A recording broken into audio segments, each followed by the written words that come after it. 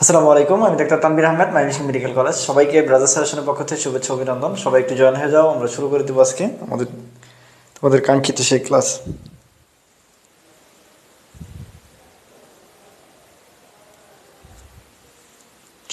সব কিছু ঠিক আছে কিনা আমাকে একটু জানাও।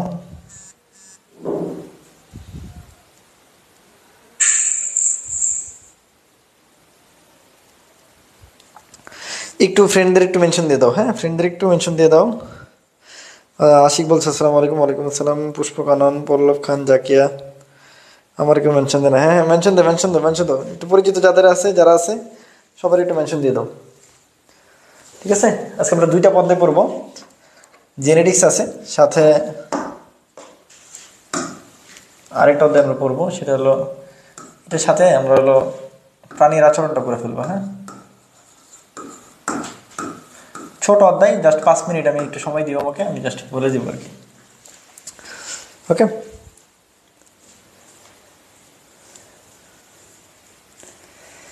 হ্যাঁ সবাই ঠিক আছে। বিনতে জান্নাত, হ্যাঁ বাকি যারা আছে একটু ফ্রেন্ডদের একটু মেনশন করে দাও। আমার মনে হয় ক্লাসটা করলে তোমাদের কনফিউশনগুলো ক্লিয়ার হয়ে যাবে, কি পড়া উচিত কি পড়া উচিত না। যারাই আছে আর কি মোটামুটি মেনশন দিতে থাকো, ঠিক আছে? চলো আমরা কথা না বেরে পড়াশোনায় চলে যাই। আজকে আমাদের মেন টপিক হলো জিনতত্ত্ব বিবর্তন, এটা নিয়ে আমরা কথা বলবো। এরপর আমরা হলো প্রাণীর আচরণ নিয়ে একটু জাস্ট লাস্টে ফিনিশিং টানবো আর কি। হ্যাঁ, জিনতত্ত্বের ইংলিশ নাম কি? জেনেটিক্স। জিনতত্ত্বের ইংলিশ নাম জেনেটিক্স, আর বিবর্তনের ইংলিশ নাম ইভ্যালুয়েশন। এই জেনেটিক্স এটা বর্তমান বাংলাদেশে খুবই একটা ডিমান্ডেবল একটা সাবজেক্ট, ঠিক আছে? বিশেষ করে ডিইউ, ঢাকা ইউনিভার্সিটি জেনেটিক্স খুবই খুবই খুবই খুবই হলো মানে কি বলে একটা পশ একটা সাবজেক্ট, ঠিক আছে? ঢাকা ইউনিভার্সিটি জেনেটিক্স মানে একটা অনেক কিছু। ওকে, আরশি বলছে আসসালামু আলাইকুম। ওয়ালাইকুম আসসালাম। ইমরান হাসান আসসালামু আলাইকুম। ওয়ালাইকুম আসসালাম। হ্যাঁ একটু সবাই জয়েন হয়ে যাও, আমরা শুরু করে দেবো। ওকে, এই হতে আমরা কি কি শিখবো এগুলো দিচ্ছি অনেক কিছু, এগুলো আমরা আস্তে আস্তে জানবো। চলো আমরা চলে আসি জিনতত্ত্ব। তো যেটা বলতেছিলাম, এই জিনতত্ত্ব এটার ইংলিশ নাম হলো জেনেটিক্স। অর্থাৎ জীববিজ্ঞানের যে শাখায় এই জিনের গঠন, পরস্পরায় মানে জিনের অবস্থান পদ্ধতি সব কিছু নিয়ে কথা বলা হয়, সেটাকে বলি আমরা বংশগতি বিদ্যা, ঠিক আছে? এবং বা ইংলিশ বলি আমরা তাকে জেনেটিক্স, বা বাংলায় বলতে পারি জিনতত্ত্ব। তাহলে যেটা বংশগতি নিয়ে কথা বলে তাকে বলা হয় বংশগতি বিদ্যা বা জিনতত্ত্ব বা জেনেটিক্স, ঠিক আছে? আর এই যে বংশ পরম্পরার পিতামাতার বৈশিষ্ট্যগুলো হলো সন্তানে চলে আসে, এই পিতামাতার বৈশিষ্ট্য কার কাছে চলে আসে? আমরা জানি পিতামাতার বৈশিষ্ট্যটা কার কাছে চলে আসে? সন্তানের কাছে যে চলে আসে, এই যে ব্যাপারটা, এটাকে বলা হয় বংশগতি। এই বংশগতির ইংলিশ নাম হলো হেরিডিটি। বংশগতির ইংলিশ নাম কি? হেরিডিটি, ঠিক আছে? ঠিক একইভাবে যে শাখায় এই বংশগতি নিয়ে আলোচনা করা হয়, সেই শাখাকে কিন্তু আবার কি বলা হয়? বংশগতি বিদ্যা বা হেরিডিটারি দেওয়া কিন্তু বলা হয় না, তখন তাহলে ইংলিশে বলা হয় তখন তাকে জেনেটিক্স। ইংলিশে তখন কি বলা হয়? জেনেটিক্স। বিজ্ঞানী উইলিয়াম ব্যাটসন সর্বপ্রথম এটা আবিষ্কার করেন। কে? বিজ্ঞানী উইলিয়াম ব্যাটসন সর্বপ্রথম। জিইউ এর জেনেটিক কেমন ভাই? হ্যাঁ অবশ্যই ভালো, জিইউ এর জেনেটিকও ভালো। দুইটাই জেনেটিক এখন সব জায়গারই ভালো, ঠিক আছে? এটা বিদেশের প্রেক্ষাপটে আরও বেশি ভালো, বাংলাদেশের প্রেক্ষাপটে এখনও হয়তো একটু দেখা যাচ্ছে সব জায়গায় স্কোপগুলো কম, এই আর কি। তো এটা বিজ্ঞানী উইলিয়াম ব্যাটসন সর্বপ্রথম আবিষ্কার করেন। উইলিয়াম ব্যাটসন সর্বপ্রথম এই জেনেটিক শব্দটা সর্বপ্রথম ব্যবহার করেন। সালগুলো এত বেশি ইম্পর্টেন্ট না, একটু জাস্ট দেখে রাখতে পারো। এই যে জেনেটিক্স, এই শব্দটা আসছে হলো পরিণতির স্বরূপ ঘটা বা টু বিকাম, বা কোনো কিছু থেকে উদ্ভূত হওয়া বা টু গ্রো ইনটু, এটা থেকে, ঠিক আছে? এটা দেখে রাখি। জিনতত্ত্বের প্রয়োজনীয়তা এগুলো কিচ্ছু দরকার নাই, এগুলো একদমই বাদ, বা যদি কেউ পড়তে চাও তাহলে একটা রিডিং দিয়ে রেখো। গ্রেগর জোহান মেন্ডেল আধুনিক জিনতত্ত্বের জনক, একমাত্র বিজ্ঞানী যার জীবন কাহিনী পড়তে হবে। একমাত্র বিজ্ঞানী, সিঙ্গেল একজন বিজ্ঞানী যার জীবন কাহিনী পড়তে হবে। আর কারো জীবন কাহিনী পড়ার কোনো দরকার নেই, আর কারো জীবন কাহিনী পড়ার কোনো দরকার নেই। এই জন্য বললাম গ্রেগর জোহান মেন্ডেল উনি আধুনিক জিনতত্ত্বের জনক। এই গ্রেগর জোহান মেন্ডেল সর্বপ্রথম উনি কোন দেশে ছিল? অস্ট্রিয়াবাসী ছিল। উনি একজন ধর্মযাজক ছিল, ঠিক আছে? বা ফাদার যারাকে বলি আমরা, যারা হলো ওই ফাদার বলে আর কি। ইনি একজন ধর্মযাজক ছিল। উনি দীর্ঘ 7 বছর গবেষণা করছে। কয় বছর? 7 বছর গবেষণা করছিল। কি নিয়ে? মটরশুঁটি নিয়ে। কয়টা মটরশুঁটি পরীক্ষা আছে? 34 প্রকার মটরশুঁটি। কয় প্রকার? 34 প্রকার মটরশুঁটি। কয়টা বৈশিষ্ট্য করছিল? 7 প্রকার ভিন্ন বৈশিষ্ট্য নিয়ে গবেষণা করছিল। এই কয়েকটা কথা মনে রাখবা। তাহলে 7 বছর গবেষণা করছে, 34টা মটরশুঁটি, 7 প্রকার বৈশিষ্ট্য। এই তিনটা থেকে একটা প্রশ্ন আসবে। গত বছর এটা গুচ্ছে আসছিল, গত বছর এই প্রশ্নটা গুচ্ছে সরাসরি চলে আসছিল, ঠিক আছে। আচ্ছা, যেটা বলতেছিলাম মেন্ডেলের জন্ম কত সালে? মেন্ডেলের জন্ম হলো 1822 সালে অস্ট্রিয়াতে। তার স্বপ্ন ছিল তিনি বিজ্ঞানী আর শিক্ষক হবেন। পরবর্তীতে উনি অনেক গবেষণা করেন। কয়টা মটরশুটি নিয়ে? 34টা। বিগিনিং নাম দেখবা, পিসাম সিটিবাম। ঠিক আছে। তো এই গবেষণা করার পর উনি যে গবেষণাটা জমা দেয় সেটা হলো 1886 সালে উনি ব্রুন ন্যাচারাল হিস্ট্রি সোসাইটি, এই একটা সোসাইটিতে উনি এটা জমা দেয়। জমা দেওয়ার পর কি হয়েছে? আপাত দৃষ্টিতে বলছে ওনারা সবাই পাগল, যে এক গাছের ফুল নিয়ে আরেক গাছের মধ্যে লাগায়, এটা পাগল ছাড়া অন্য কিছু হবে কিনা। তো এই জন্য ওনাকে দাম দেয় নাই। দাম না দেওয়ার পর উনি 1884 সালে মারা যায়। 1884 সালে মারা যাওয়ার পর 16 বছর প্রায় 16 বছর পর 1900 সালের দিকে বিশ্বের 3জন বিজ্ঞানী ভিন্ন ভিন্নভাবে এটা নিয়ে গবেষণা করেন এবং দেখেন মেন্ডেল যা গবেষণা করে গেছিল সব সঠিক। এরপর এই 3জন বিজ্ঞানী মহানুভবতার পরিচয় দিয়া তাদের যে কৃতকর্ম ছিল এটাকে মেন্ডেলের কৃতকর্ম হিসেবে ঘোষণা দেয় এবং মেন্ডেলকেই তারা সম্মানের সহিত মেন্ডেলকেই গ্রেগর জন মেন্ডেলকে কি করে বংশগতিবিদ্যার জনক হিসেবে ঘোষণা করে। এটা মানুষ সচরাচর বাঙালিরা হলে ওই 3জন জনক হয়ে যেত, ওরে বাদ দিত। কিন্তু ওরা অনেক মহানুভব, ওদের ব্রড মানে চিন্তা ভাবনা অনেক ব্রড, এই জন্য তারা নিজেদের কাছে নিজেদের নামটা ব্যবহার না করে সরি তারা মেন্ডেলের নাম ব্যবহার করছে। এই বেটা তোমার মেজাজ খারাপ করে না? মেন্ডেল তো ভালো জিনিস। ঠিক আছে। আচ্ছা, ফ্লোরা পত্রিকায় এটা পুনঃপ্রকাশিত হয় আর কি, এটা মনে রেখো আর কি। এই বিজ্ঞানী দেখে ওই 3জন বিজ্ঞানী কি ছিল, জাস্ট এর নামটা মনে রাখবা, Hugo Vries, Carl Correns, Erich শ্যাবেক। ঠিক আছে, একটু জাস্ট নামটা মনে রেখো, কোন দেশের এটা দরকার নেই, নামটা মনে রেখো। মেন্ডেলিয়ান ইনহেরিটেন্স মানেই মনে রাখবা পৃথিবীতে সব কিছুরই বিপরীত বৈশিষ্ট্য আছে। বিপরীত বৈশিষ্ট্য কি? লম্বা আছে মানে খাটো আছে, সাদা আছে মানে কালো আছে, লাল আছে মানে নীল আছে। ঠিক আছে, এরকম। ঠিক আছে, প্রত্যেকটা জিনিসের পৃথিবীতে ভালো আছে মানে মন্দ আছে। ঠিক আছে, সুখ আছে মানে দুঃখ আছে, দিন আছে মানে রাত আছে, পূর্ণিমা আছে মানে অমাবস্যা আছে। তার মানে প্রত্যেকটা জিনিসের বিপরীত বৈশিষ্ট্য থাকে। এই যে বিপরীত বৈশিষ্ট্যটা, এটাই মেন্ডেল কি করছে, এটা বলছে যে বংশ পরম্পরা এটা চলতে থাকে, এটাকে বলছে মেন্ডেলিয়ান ইনহেরিটেন্স। এই মেন্ডেলিয়ান ইনহেরিটেন্সে উনি দেখছিল, উনি 7 জোড়া বৈশিষ্ট্য নিয়ে গবেষণা করছিল। এটা গত বছরের গুচ্ছে আসছিল এই প্রশ্নটা, অনেকেই পারো না এই প্রশ্নটা। ঠিক আছে, এইগুলো সহজ প্রশ্ন, বাট আমরা অনেক সময় পারি না, শুধুমাত্র আমাদের ল্যাকিংস থাকার কারণে। হ্যাঁ, Hugo Vries, Carl Correns, Erich শ্যাবেক, এই 7 জোড়া বৈশিষ্ট্য নিয়ে উনি এটা গবেষণা করছিল। উনি গবেষণা করার পর দেখো উনি যে প্রথম যে সূত্র ছিল, এই সূত্রে উনি দেখো 1064টা উদ্ভিদ নিয়ে গবেষণা করছিল। এর মধ্যে 787টা লম্বা, 277টা খাটো। এটাকে অনুপাত করলে এটা দেখা যায় 3 অনুপাত হয়, এটা অনুপাত হয় 1। তাহলে এটার অনুপাত মোটামুটি দাঁড়ায় 3:1। তো এই জন্য এটাতে 1 জোড়া বৈশিষ্ট্য নিয়ে ক্রস করা হয়, এই জন্য এটাকে বলা হয় মোনোহাইব্রিড ক্রস। কি বলা হয়? মোনোহাইব্রিড ক্রস। ঠিক আছে, পরবর্তীতে 2 জোড়া বৈশিষ্ট্য নিয়ে ক্রস করালে তখন তাকে আমরা বলি ডাইহাইব্রিড ক্রস।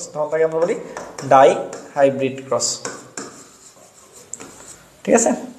এখন এই যে 7 জোড়া বৈশিষ্ট্য, এটা খুব ইম্পর্টেন্ট। তাহলে এটা পরীক্ষায় আসছিল কতবার? কয় জোড়া বৈশিষ্ট্য নিয়ে মেন্ডেল গবেষণা করছে?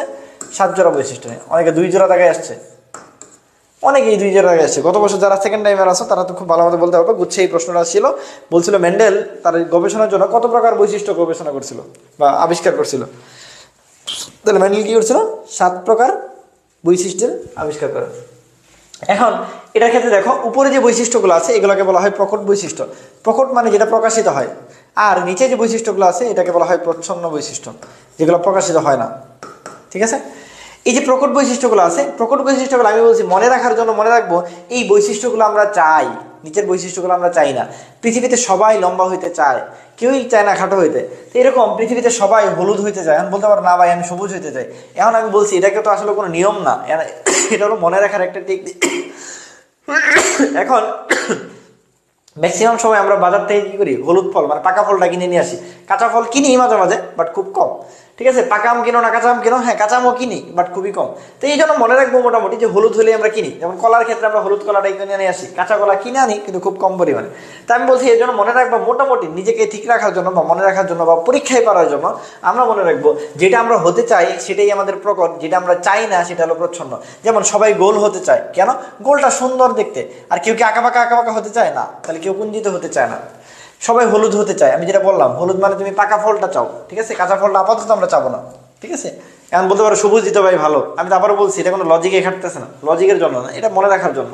ঠিক আছে, কীভাবে সাদা বেগুনি? ভাইয়া আমি চাই জীবনটা সাদা কালো, আমি চাই না যে নীল, মানে কি বলে কিসের রং যেন নীল ভুলে গেছি, আচ্ছা বেগুনি বা নীল এরকম আমি চাই না। ঠিক আছে, দুঃখের রং নীল না বেগুনি এরকম, তাই বেগুনি চাই না, আমি চাই সাদা মাটা জীবন। ঠিক আছে? আমি চাই আমার জীবনটা মসৃণ হোক, আমি চাই না আমার জীবন খাদ্যযুক্ত হোক, আমি চাই না আমার জীবন বেগুনি হোক, আমি চাই আমার জীবনটা হলুদ হোক, আমি চাই না সবুজ হোক, আমি চাই কাক্ষিক হোক আমার জীবনটা, আমি চাই লম্বা হোক। কাক্ষিক আর শীর্ষের মধ্যে ডিফারেন্স কি? দেখো, কাক্ষিক হলো বাংলাদেশের যদি তুমি চিন্তা করো প্রেক্ষাপট, আজকে মন্ত্রী সে তার অনেক পাওয়ার, ঠিক আছে, সে শীর্ষে আছে, বাট কাক্ষিক মানে কেন্দ্র বরাবর। কেন্দ্র মানে কি? যেমন সচিব, দেখো আজকে হয়তো বা গভর্নমেন্ট চেঞ্জ হয়েছে বা চেঞ্জ না হোক, সচিব কিন্তু সচিবের জায়গায় থাকবে। আজকে যদি গভর্নমেন্ট চেঞ্জ হয়, কালকে অন্যজন আসে, পরের দিন যদি তারপরে অন্যজন আসে, এই কাক্ষিক বা সেন্ট্রাল কখনো পরিবর্তন হবে না। বাট আজকের মন্ত্রী যদি যদি কি হয়, ক্ষমতা চেঞ্জ হয়ে যায়, কালকে তার জেলে থাকা লাগতে পারে, বা কালকে তার অন্য প্রবলেম হতে পারে, মামলা মোকদ্দমা পড়তে পারে। এটা ম্যাক্সিমাম ক্ষেত্রে যেটা হয় আমাদের প্রেক্ষাপটে। তার মানে শীর্ষের চেয়ে কিন্তু কাক্ষিকটা সুন্দর। শীর্ষের চেয়ে কি ভালো? শীর্ষের চেয়ে কাক্ষিকটা সুন্দর। ও, আর গোল হতে চাস না? আম্মু করল্লা সবুজি কিনে। আমি তো বললাম এটা, যে এটা মিলানো যাবে না, ঠিক আছে? করলা না, এটা চিন্তা করা লাগবে, নর্মালি চিন্তা করা লাগবে। গোল আমরা হইতে চাই, আমি যেটা বললাম, এটা আমি মনে রাখবা, তুমি নিজের মতো করে মনে রাখবা। তুমি না চাইলেও ভাববা আমি গোল হতে চাই, আমি সাদা হতে চাই, আমি হলুদ হতে চাই, ঠিক আছে, আমি কাক্ষিক হতে চাই, আমি শীর্ষ হতে, মানে আমি কি বলে, আমি লম্বা হতে চাই, আমি মসৃণ হতে চাই। এটা এইভাবে চিন্তা করবা। এখন এটা অনেক সূত্র দিয়ে মনে রাখা যায়। সূত্র মনে রাখাচ্ছে, আমি যেটা বলছি, নিজেকে চিন্তা করবা, দেখো সহজে পরীক্ষায় পারতেছ, ভুল হইতেছে না। আমি যেটা বলে দিছি, হলুদ মানেই আমার প্রকট, এটা কখনোই ভুল হবে না। কাক্ষিক মানেই আমার সেন্ট্রাল কখনো ভুল হবে না। শীর্ষ লম্বা আমার মানেই ভালো, তাহলে কখনো ভুল হবে না। ওকে,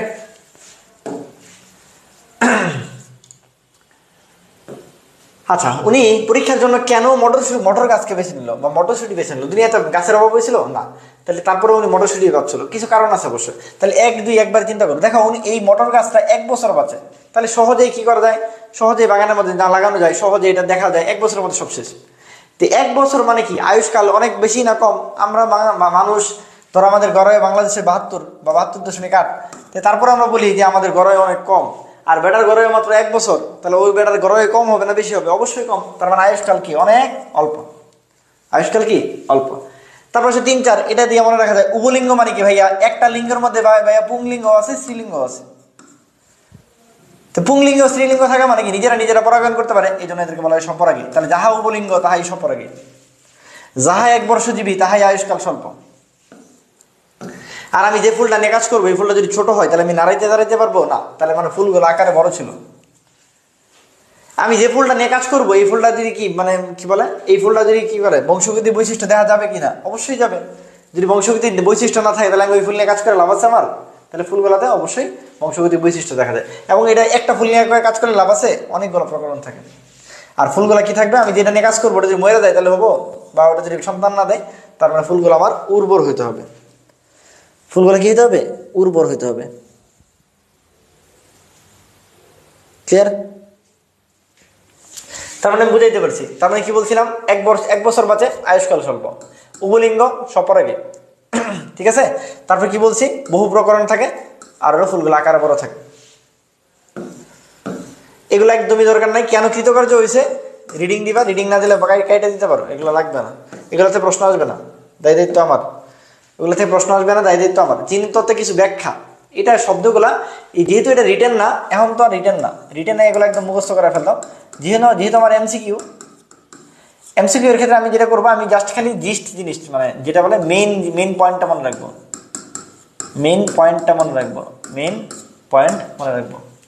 ফ্যাক্টর বা জিন মানে কি ভাইয়া? জিন মানে হলো ডিএনএ। জিন মানে কি ভাইয়া?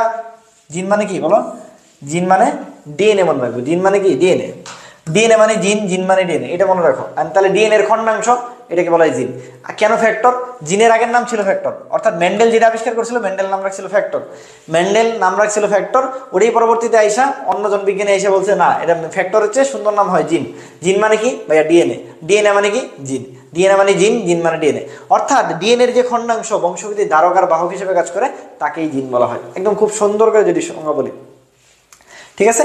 অর্থাৎ তাহলে ধারক বাহক মানে কি? জীবের বৈশিষ্ট্য যারা নিয়ন্ত্রণ করে, এরকম এককগুলাকে জিন বলা হয়। এই এককটাতেই আলটিমেটলি কি থাকে? ডিএনএ থাকে। অর্থাৎ ডিএনএ মানেই জিন, এক কথা দিয়ে বললে ডিএনএ মানেই জিন। ওকে, আচ্ছা। তারপর চলো লোকাস কইতে আসছে ভাই? লোকেশন থেকে আসছে। আমরা জানি লোকেশন মানে অবস্থান। এই যে জিনটা থাকে কই ভাইয়া? এই জিন কি ভূত না? জিন কই থাকে? জিনকে মানে কি বলে জঙ্গলে থাকে না পাহাড়ে থাকে না মহাবন আমাজনে থাকে, না, এই জিনটা থাকে আমার ক্রোমোজোমে। এই ক্রোমোজোমে জিনের যে অবস্থানটা বা জিনের যে স্থানটা, এই ক্রোমোজোমে জিনের যে স্থানটা, এটাকে বলা হয় লোকাস বা লোকেশন, লোকাস বা লোকেশন। এলিলে চলে আসো। এলিল মানে দেখো, তুমি লম্বা হওয়ার জন্য ধরো লাগে তোমাকে টিটি, তুমি খাটো হওয়ার জন্য তোমাকে এই লম্বা মানে টিটি, আর খাটো হওয়ার জন্য লাগে হলো স্মল টি, স্মল টি। এই যে তোমাকে লম্বা হওয়ার জন্য টি মানে টল, টল মানে এই বিড়াল তুই মানে লম্বা ছিল মানে কি তুমি আলটিমেটলি লম্বা হয়েছো, একটা দিকে লম্বা ছিল মানে তুমি এটাও লম্বা হয়েছো, আর দুইটা দিকে খাটো ছিল মানে এটা তুমি খাটো হয়ে গেছো। আচ্ছা, তাহলে দেখো একটা বৈশিষ্ট্য প্রকাশ করতে গেলে তুমি একটা টি দিয়ে কি কখনো লম্বা বলতে পারো? একটা টি দিয়ে পৃথিবীতে লম্বা বলতে পারবা না? পারবা না। একটা ছোট হাতের টি দিয়ে তুমি খাটো বলতে পারবা না? পারবা না। তার মানে একটা যদি লম্বা বা খাটো যাই হোক, প্রত্যেক ক্ষেত্রে দুইজনকে দরকার। কয়জনকে দরকার? দুইজনকে দরকার। এবং এই দুইজন একজন আরেকজনের উপর নির্ভরশীল, অর্থাৎ এইটি এইটির উপরে নির্ভরশীল, এইটি এই উপরে নির্ভরশীল। এই বড় হাতের টি ছোট হাতের টি এর উপরে নির্ভরশীল, ছোট হাতের টি বড় হাতের টি এর উপরে নির্ভরশীল। এই প্রথমটি দ্বিতীয়টি এর উপরে নির্ভরশীল, দ্বিতীয়টি প্রথমটির উপরে নির্ভরশীল। অর্থাৎ একটা বৈশিষ্ট্য প্রকাশ করতে যায় একটা এলিলের দুইটা মানে বৈশিষ্ট্য থাকে, এটা একটা অপরটার উপর নির্ভরশীল। এই জিনিসটাকে বলা হয় এলিল বা এলিলমর্ফ। দেখো, নির্দিষ্ট লোকাসে অবস্থানকারী নির্দিষ্ট জিনজোড়ার একটিকে অপরটির এলিল বলে। সহজ কথা, একটাকে অপরটার এলিল বলে। কি বলছে ভাইয়া? একটাকে অপরটার এলিল বলে, একটাকে অপরটার এলিল বলে। এখন এই এলিলের মধ্যে খেয়াল করো, যেটা একটু আগে বুঝাইলাম। দেখো এখানে টি লম্বা ছিল, টি বড় হাতের ছিল, লম্বা হয়ে গেছে। পরেরটা দেখো, টি একটা বড় হাতের, টি একটা ছোট হাতের, এটা লম্বা এটা খাটো, সেই হিসাবে লম্বা প্লাস খাটো হওয়ার দরকার, বাট না, সে লম্বাই হয়েছে, সে কিন্তু খাটো হয়নি। তার মানে পরেরটাই দেখো, এটা শুধু খাটো হয়েছে, কারণ দুইটাই ছিল, খাটো ছিল। এখন এরকম যদি ভিন্ন রকম থাকে, একটা লম্বা একটা খাটো থাকে, এদেরকে বলা হয় হলো হেটেরোজাইগাস, এদেরকে বলা হয় হলো হেটেরোজাইগাস। আর যদি দুইটা সেম থাকে, ধরো এরকম দুইটা দিই অথবা এই বড় হাতের দুইটা দিই, এইরকম যে জিনিসটা, এদেরকে বলা হয় হোমোজাইগাস। তাহলে একই রকম যদি থাকে তখন তাদেরকে বলা হয় হলো হোমোজাইগাস, ভিন্ন রকম যদি থাকে তখন তাকে বলা হয় হেটেরোজাইগাস। এই ভিন্ন রকমের মধ্যে এই টি বড় হাতের টি যেটা, সেটাকে আমরা বলছিলাম প্রকাশ পেয়েছে, সেটা লম্বা হয়েছে। তাহলে যে বৈশিষ্ট্য প্রকাশ পায় তাকে বলা হয় প্রকট, যেটা প্রকাশ পায় না তাকে বলা হয় প্রচ্ছন্ন। আমি আবারও বলতেছি, যদি একই রকম দেখতে থাকে তাকে বলা হয় হোমোজাইগাস, যদি ভিন্ন রকম দেখতে থাকে তখন তাকে বলা হয় হেটেরোজাইগাস। হেটেরোজাইগাসের মধ্যে যে যার বৈশিষ্ট্য প্রকাশ পায়, প্রকাশটা প্রকট, অপ্রকাশটা প্রচ্ছন্ন। শেষ। তাহলে বলো কি বলছি? হোমোজাইগাস মানে কি বলছি? হোমোজাইগাস মানে ভাই একই রকম থাকবে, এলিল দুটা সম আকৃতির থাকবে, যেমন বড় হাতের বিবি ছোট হাতের বিবি এরকম। হেটেরোজাইগাস মানে ভাইয়া ভিন্ন ভিন্ন থাকবে, অসম আকৃতির থাকবে, যে অসম আকৃতির থাকবে তাকে বলা হয় হেটেরোজাইগাস। প্রকট বৈশিষ্ট্য কি? এই অসম আকৃতির, এই অসম আকৃতির মধ্যে, অসম আকৃতির মধ্যে যদি তুমি এইরকম যে বৈশিষ্ট্যটা বাইরে প্রকাশ পায়, যে বৈশিষ্ট্যটা বাইরে প্রকাশ পায়, প্রকাশের মধ্যে বল দিবা, যেটা প্রকাশ পায় তাকে বলা হয় প্রকট। আর এই দেখো, এটা অপ্রকাশিত থাকে তাকে বলা হয় প্রচ্ছন্ন। এটা খুবই সহজ জিনিস। এই প্রচ্ছন্ন, এটা ইংলিশে বলা হয় রিসেসিভ, আর যেটা প্রকট এটাকে বলা হয় ডমিনেন্ট। ইংলিশে দেখবো, প্রচ্ছন্ন এটাকে বলা হয় রিসেসিভ, আর প্রকট এটাকে বলা হয় ডমিনেন্ট। ঠিক আছে? জিনোটাইপে চলে আসো। জিনোটাইপ মানে কি? দেখো এই না আমরা দেখাইছিলাম, এই টি আর টি মানে কি ছিল? লম্বা ছিল। এই লম্বা তো আমরা বাইরে থেকে দেখি, যেমন আমি একটু লম্বা, বা তোমার মাহমুদ ভাই আমার চেয়ে লম্বা, তোমার তাহমিদ ভাই লম্বা, তাহমিদ লম্বা। আলটিমেটলি লম্বা হইলে তখন কিন্তু আমরা বাইরে থেকে দেখতে পারি, তাই বাইরে থেকে দেখতে পারি। কিন্তু আমার লম্বার জন্য কি আমার এই টিটি আছে না এই টিটি আছে আমি কিন্তু জানি না, তুমিও জানো না, আমি ভিতর থেকে দেখি নাই। তার মানে জিনের যে ব্যাপারটা, ডিএনএর যে ব্যাপারটা, এটাকে বলা হয় জিনোটাইপ। বাইরে থেকে যেটা দেখি এটাকে বলা হয় ফিনোটাইপ। ঠিক আছে? কি বলছি তাহলে মনে রাখবো কিরকম? জিনোটাইপ মানে কি ভাই? জিনোটাইপের মধ্যে বর্গজ আছে, এটা হলো জিনের বৈশিষ্ট্য। কি হলো? জিনের বৈশিষ্ট্য বা জিনের বৈশিষ্ট্য বা জিনের গঠন, এটা হলো জিনোটাইপ। আর ফিনোটাইপ মানে কি ভাইয়া? বাহ্যিক লক্ষণ। বাহ্যিক লক্ষণকে কি বলবো আমরা? ফিনোটাইপ বলবো। বাহ্যিক লক্ষণ আমাদের ফিনোটাইপ। ওকে। তারপর হচ্ছে parental generation. Parental generation, parent মানে কি? পিতামাতা। তাহলে প্যারেন্টাল জেনারেশন মানে হলো পিতামাতা। প্যারেন্টাল জেনারেশন মানেই পিতামাতা। অপত্য বংশ মানে কি? সন্তান। অপত্য বংশ মানে এক কথায় বললে সন্তান। অপত্য বংশ এক কথায় বললে কি? সন্তান। ঠিক আছে? তাহলে প্যারেন্টাল জেনারেশন মানে কি বলছি? পিতামাতা। আর অপত্য বংশ মানে সন্তান, নাতি নাতনি, এরা সবাই অপত্য বংশ। তারপর এক সংকর। এখন এক সংকর সবাই ভাবে কি একটা বৈশিষ্ট্য নিয়ে, না, এটা একটু ভুল করা যাবে না। এই একটু আগে খেয়াল করেছিলাম, আমরা বারবার দেখাইতেছিলাম যে টি আর টি, ঠিক আছে, এটা কি একটা না এক জোড়া? তার মানে এক জোড়া, এক জোড়া, ঠিক আছে, স্মল টি কয় জোড়া, এক জোড়া। তার মানে এক সংখ্যার সূত্রের ক্ষেত্রে আমরা মনে রাখবো, এক সংখ্যার সূত্রের ক্ষেত্রে আমরা মনে রাখবো এক জোড়া বৈশিষ্ট্য নিয়ে ক্রস, কয় জোড়া, এক জোড়া বৈশিষ্ট্য নিয়ে ক্রস হলে তার নাম হলো এক সংখ্যার সূত্র। এই এক সংখ্যার সূত্রের অনুপাত হয় 3:1। এই অধ্যায়ের সবচেয়ে বেশি ইম্পর্টেন্ট হলো সূত্রগুলো মনে রাখা, সূত্রগুলোর নাম মনে রাখা, সূত্রগুলোর অনুপাত মনে রাখা, সূত্রগুলো মনে রাখা, সূত্রগুলোর নাম মনে রাখা, সূত্রগুলোর অনুপাত মনে রাখা, ঠিক আছে। এইটুকু যদি মনে রাখতে পারো, আমার মনে হয় এইটুকু দিয়ে তুমি মোটামুটি আল্লাহর রহমতে অনেকটা কভার করে ফেলতে পারবে।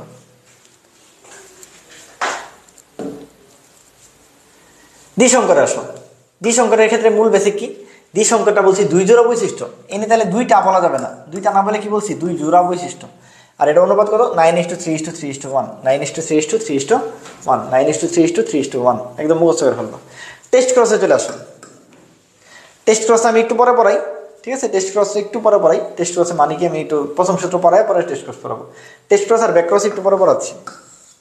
আর জিনোম মানে কি, জিনোম মানে জিনের সমষ্টি, জিনোম মানে জিনের সমষ্টিকে জিনোম বলে। মেন্ডেলের সূত্রে আসো। মেন্ডেলের মেইন সূত্র হলো দুইটা, আরো সূত্র আছে, 3 নম্বর সূত্র আছে, এটা তোমাদের লেভেলে লাগে না, ইন্টার কি বলে অনার্স লেভেলে লাগে আর কি। তো যেটা বলতেছিলাম যে জেনেটিক্স বা জিন তত্ত্বের সূত্র হলো মেইনলি দুইটা। মেন্ডেলের কয়টা সূত্র, দুইটা। এই যে প্রথম সূত্রটা রিডিং দিয়ে পড়বা, মুখস্থ করার দরকার নেই, রিডিং দিবা। এই প্রথম সূত্র যেহেতু এক জোড়া বৈশিষ্ট্য নিয়ে ক্রস, এই জন্য এটাকে বলা হয় মনোহাইব্রিড ক্রস। তাহলে ইংলিশে বলা হয় ল অফ মনোহাইব্রিড ক্রস। এটাকে বলা হয় জননকোষের বিশুদ্ধতার সূত্র, কারণ এটাতে কোনো মিক্স হয় না। এটাতে কি হয় না, কোনো মিক্স হয় না, জাস্ট পাশাপাশি অবস্থান করে। ধরো তেলে জল যেমন মিশ খায় না, এরকম তেলে জলে পাশাপাশি অবস্থান করে, পরে তেল আলাদা জল আলাদা, এরকম পাশাপাশি অবস্থান করে দুইজন আলাদা হয়ে যায়। এই জন্য এটাকে বলা হয় হলো পৃথকীকরণ সূত্র। যেহেতু পৃথক হয়ে যায়, এই জন্য এটাকে বলা হয়, যেহেতু এদের কোনো বেদাল নাই, এই জন্য এটাকে বলা হয় বিশুদ্ধতার সূত্র। ইংলিশে বলা হয় law of purity of gametes, law of purity of gametes. আর পৃথকীকরণের ইংলিশ নাম ল অফ সেগ্রিগেশন। এই নামগুলা ইনফিনিটি স্টার, এগুলো মনে রাখতে হবে। সবগুলোর অনুপাত 3:1। পরীক্ষা যদি আসে ল অফ সেগ্রিগেশন, অনুপাত 3:1। পরীক্ষা যদি আসে জননকোষের বিশুদ্ধতার সূত্র, অনুপাত 3:1। পরীক্ষা যদি আসে পৃথকীকরণ সূত্র, অনুপাত 3:1। দ্বিতীয় সূত্র একই, সংজ্ঞাটা যদি রিডিং দিবা। নামগুলো খুব ইম্পর্টেন্ট। এটাকে বলা হয় স্বাধীনভাবে মিলনের সূত্র। দেখো আমি এটাকে বলছিলাম, এরা পৃথক হয়ে যায়, এরা বিশুদ্ধ থাকে, এরা কোনো কিছু কারোর সাথে মিক্স হয় না, বাট এখানে মিলন ঘটে। মিলন হয়ে গিয়ে মানে কি, তার মানে অবিশুদ্ধ, এটা বিশুদ্ধ না। তার মানে স্বাধীনভাবে মিলনের সূত্র। এইখানে হয়েছিল পৃথক, এর এইখানে হয়েছে বন্টন। তোমার দিবে কিছু, আমি দিব কিছু, তুমি দিবে কিছু, ঠিক আছে। এটা পর্যন্ত ক্লিয়ার কিনা? হ্যাঁ, ডাইহাইব্রিড মানে দুই জোড়া, গুড। ওকে, তাহলে এটাকে বলা হলো বন্টনের সূত্র, বা ইংলিশে বলা হয় ল অফ ইন্ডিপেন্ডেন্ট অ্যাসর্টমেন্ট। কারণ স্বাধীন মানে হলো independent assortment, law of independent assortment. প্রথম সূত্রের ব্যাখ্যা, এগুলো কিচ্ছু করার দরকার নাই। আচ্ছা, ক্রসটা যদি আমি চিন্তা করাই, একটু দেখাই তোমাদের, খুব ভালো মতো যদি চিন্তা করো। সর্বপ্রথম পৃথিবীতে কি থাকে, পিতামাতা থাকে। আমি যদি ক্রস করাবো না, কারণ এটা রিটেনের পড়া। পিতামাতা থাকে। আমরা প্রথমে কাকে দেখি, সবাইকে বাইরে থেকে দেখি, তার নাম হলো ফিনোটাইপ। সবাইকে বাইরে থেকে দেখি, এরপর আমরা জিন নিয়ে চিন্তা করি, তার মানে জিনোটাইপ। জিন চিন্তা করার পর আমাদের কি হয়, বংশবৃদ্ধির জন্য আমাদের গ্যামেট দরকার। এই গ্যামেট থেকে যেটা আসে, ওটা প্রথমে তৈরি করা হয়, এটার নাম হলো জিনোটাইপ। জিনোটাইপ থেকে আমরা বাইরে থেকে যেটা দেখবো, এর নাম হলো ফিনোটাইপ, ঠিক আছে। এই যে প্রথম বংশধর, এটাকে বলা হয় F1 জনু। কি বলা হয়, F1 জনু। পরবর্তীতে যেটা আসে, ঠিক আছে, তার মানে F1 জনুতে ক্রস। F1 জনুতে ক্রস হলে আবার সেম, প্রথমে ফিনোটাইপ, পরে জিনোটাইপ, পরে হলো গ্যামেট। এটুক শেষ যখন হবে, তখনই আমাকে আঁকতে হবে চেকার বোর্ড, ঠিক আছে। এই চেকার বোর্ডকে বলা হয় হলো আমার F2 জনু। এটা হলো একটা সূত্রের, তুমি কিছুই জানো না, ঠিক আছে, ছোট ভাই বোনদের যখন পড়াবা, তখন এই 8টা ফরম্যাট একদম মুখস্থ করে ফেলবা। পিতামাতা, ফিনোটাইপ, জিনোটাইপ, গ্যামিট। এই ফিনোটাইপ, জিনোটাইপ, গ্যামিট আবার এলো এনে ফিনোটাইপ, জিনোটাইপ, গ্যামিট। এখানে 3টা, মানে এখানে 3টা, আর এখানে 3টা, এই 6টা, আর মাঝখানে 2টা, এই হলো 8টা, আর একটা বক্স, ঠিক আছে। যদি প্রথম সূত্র হয়, তাহলে 4টা করে দাগ, এই 1টা দাগ, 2টা দাগ, 3টা দাগ, 4টা দাগ, এদিকেও 1টা দাগ, 2টা দাগ, 3টা দাগ, 4টা দাগ, এর নিয়ম। প্রথম সূত্র হলে 4 দাগ 4 দাগ, গোনার দরকার নাই, বক্স অটোমেটিক হয়ে যাবে। প্রথম সূত্রের জন্য কি বলছে, 4 দাগ 4 দাগ। আর দ্বিতীয় সূত্রের জন্য 6 দাগ 6 দাগ, শেষ, বক্স গোনার দরকার নাই, অটোমেটিক। দাগ মানে কি, দাগ কোনো চিন্তা ভাবনা ছাড়া দাগ দিতে হবে, ঠিক আছে। এই 4টা দাগ, লম্বা করে 4টা দাগ, পার্শ্ব করে 4টা দাগ। এটা হলো অ্যাপ্টের জন্য। এই সূত্রটুকে দেখো, কোনো সূত্র আমি কিছুই জানি না, ধরো আমি সূত্র সম্পর্কে কোনো ধারণা নাই, তুমি এইটুকু লিখে ফেলতে পারবা। এখন তুমি বসাও, কি করব, আমি ক্রস করাবো বলে একটা পিতা মাতা নিব, একটা পিতা নিব, নিয়া লম্বা নিব, একটা খাটো নিব, নিয়া মানে একটা মাথা নিয়া কি নিব, খাটো নিব। প্রথম যারা থাকে তার বিশুদ্ধ থাকে, লম্বা মানে কি, তাহলে বড় হাতের টিটি, খাটো মানে কি, ছোট হাতের টিটি। এদের গ্যামিট বানাবো, গ্যামিট সবসময় সিঙ্গেল, গ্যামিট কটা নিব, একটা নিব। যদি দুইটা গ্যামিট উৎপন্ন হয় এই গ্যামিটটা আমরা নিব না, এখানে দুইটা উৎপন্ন হয় আমরা একটা নিব, কটা নিব, একটা নিব। ঠিক আছে, আমাদের সুবিধার্থে আমরা একটা নিব, আমরা তাহলে এটাকে বাদ দিব, তাহলে আমরা কি বলছি এটাতে, এটাকে বাদ দিব। ঠিক আছে, বাদ দিয়ে কি করলাম আমরা, তো এটাতে ক্রস করাইলাম, ক্রস করালে দেখো এই যে জিনোটাইপ F1 জন মানে সন্তান, F1 মানে কি প্রথম বংশধর, প্রথম বংশধরে কি হলো আমার টি আর টি হলো। তো বড় হাতের একটা টি আছে মানে কি, এটা ভাইয়া লম্বা হয়ে গেল, কিন্তু এটা কিরকম, সংকর লম্বা, কেমন লম্বা, সংকর। দেন আবার বলছি যেটা উৎপন্ন হবে সেটাকে দুইবার লিখবো, তাহলে লম্বা ইন্টু লম্বা।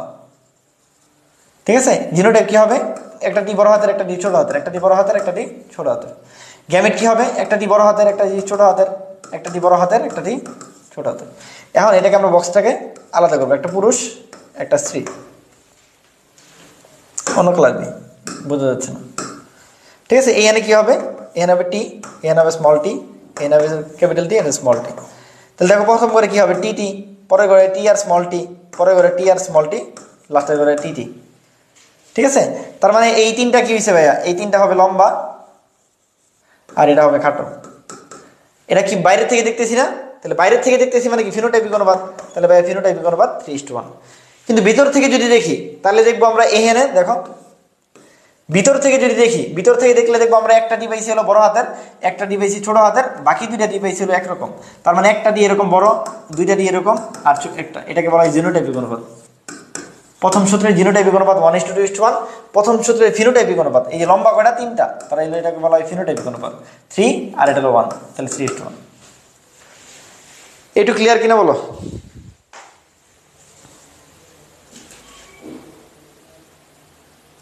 কি হয়েছে অজয়, কি হয়েছে, কানাকাটি করে গে?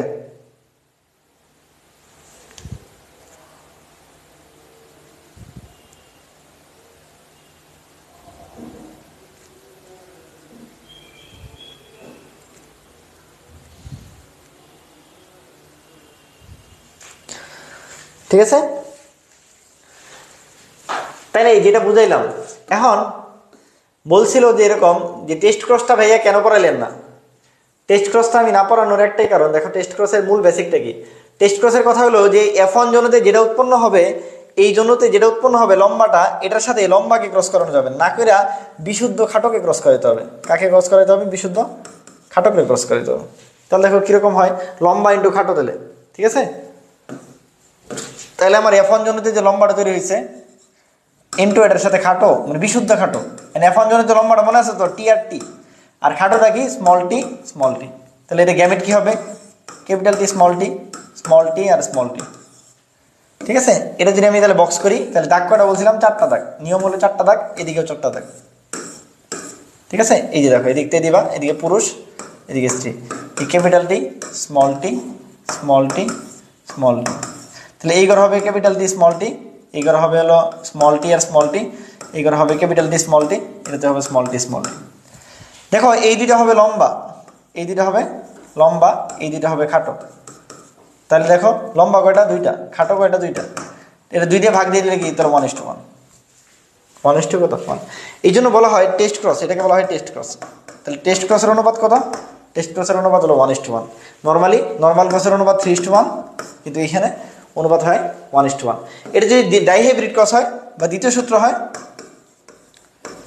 দ্বিতীয় সূত্রের নর্মাল অনুপাত কত, 9:3:3:1 এইরকম, কিন্তু এনে সবগুলো সেম হয়ে যাবে, সবগুলো কি হবে, তাহলে 4টা 1 হবে।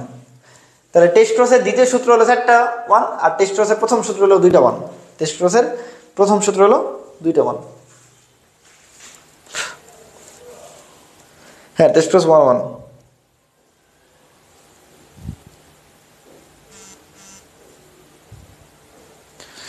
এটা পর্যন্ত ক্লিয়ার? তাহলে আমরা মনে হয় প্রথম সূত্র শেষ করছি, আমরা দ্বিতীয় সূত্রে চলে যাই। এগুলো কিচ্ছু লাগবে না, একই জিনিস, কালো নিয়ে কাজ করছে। কালো মানে কি? কালোর ইংলিশ নাম ব্ল্যাক, তাহলে বিবি। বাদামি মানে ছোট হাতের বিবি, ঠিক আছে। এই ক্রস করলে তাহলে প্রথমে কি হবে? প্রথমগুলো কালোই হবে, কিন্তু বি আর বি হবে শঙ্কর কালো, যেটাকে বলি আমরা, যেটাকে কি বলি? শঙ্কর কালো।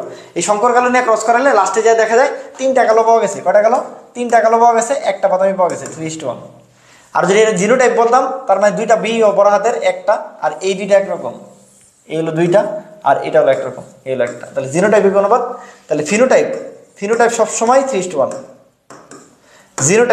জিনোটাইপ কিরকম? 1:2:1, 1:2:1, ঠিক আছে।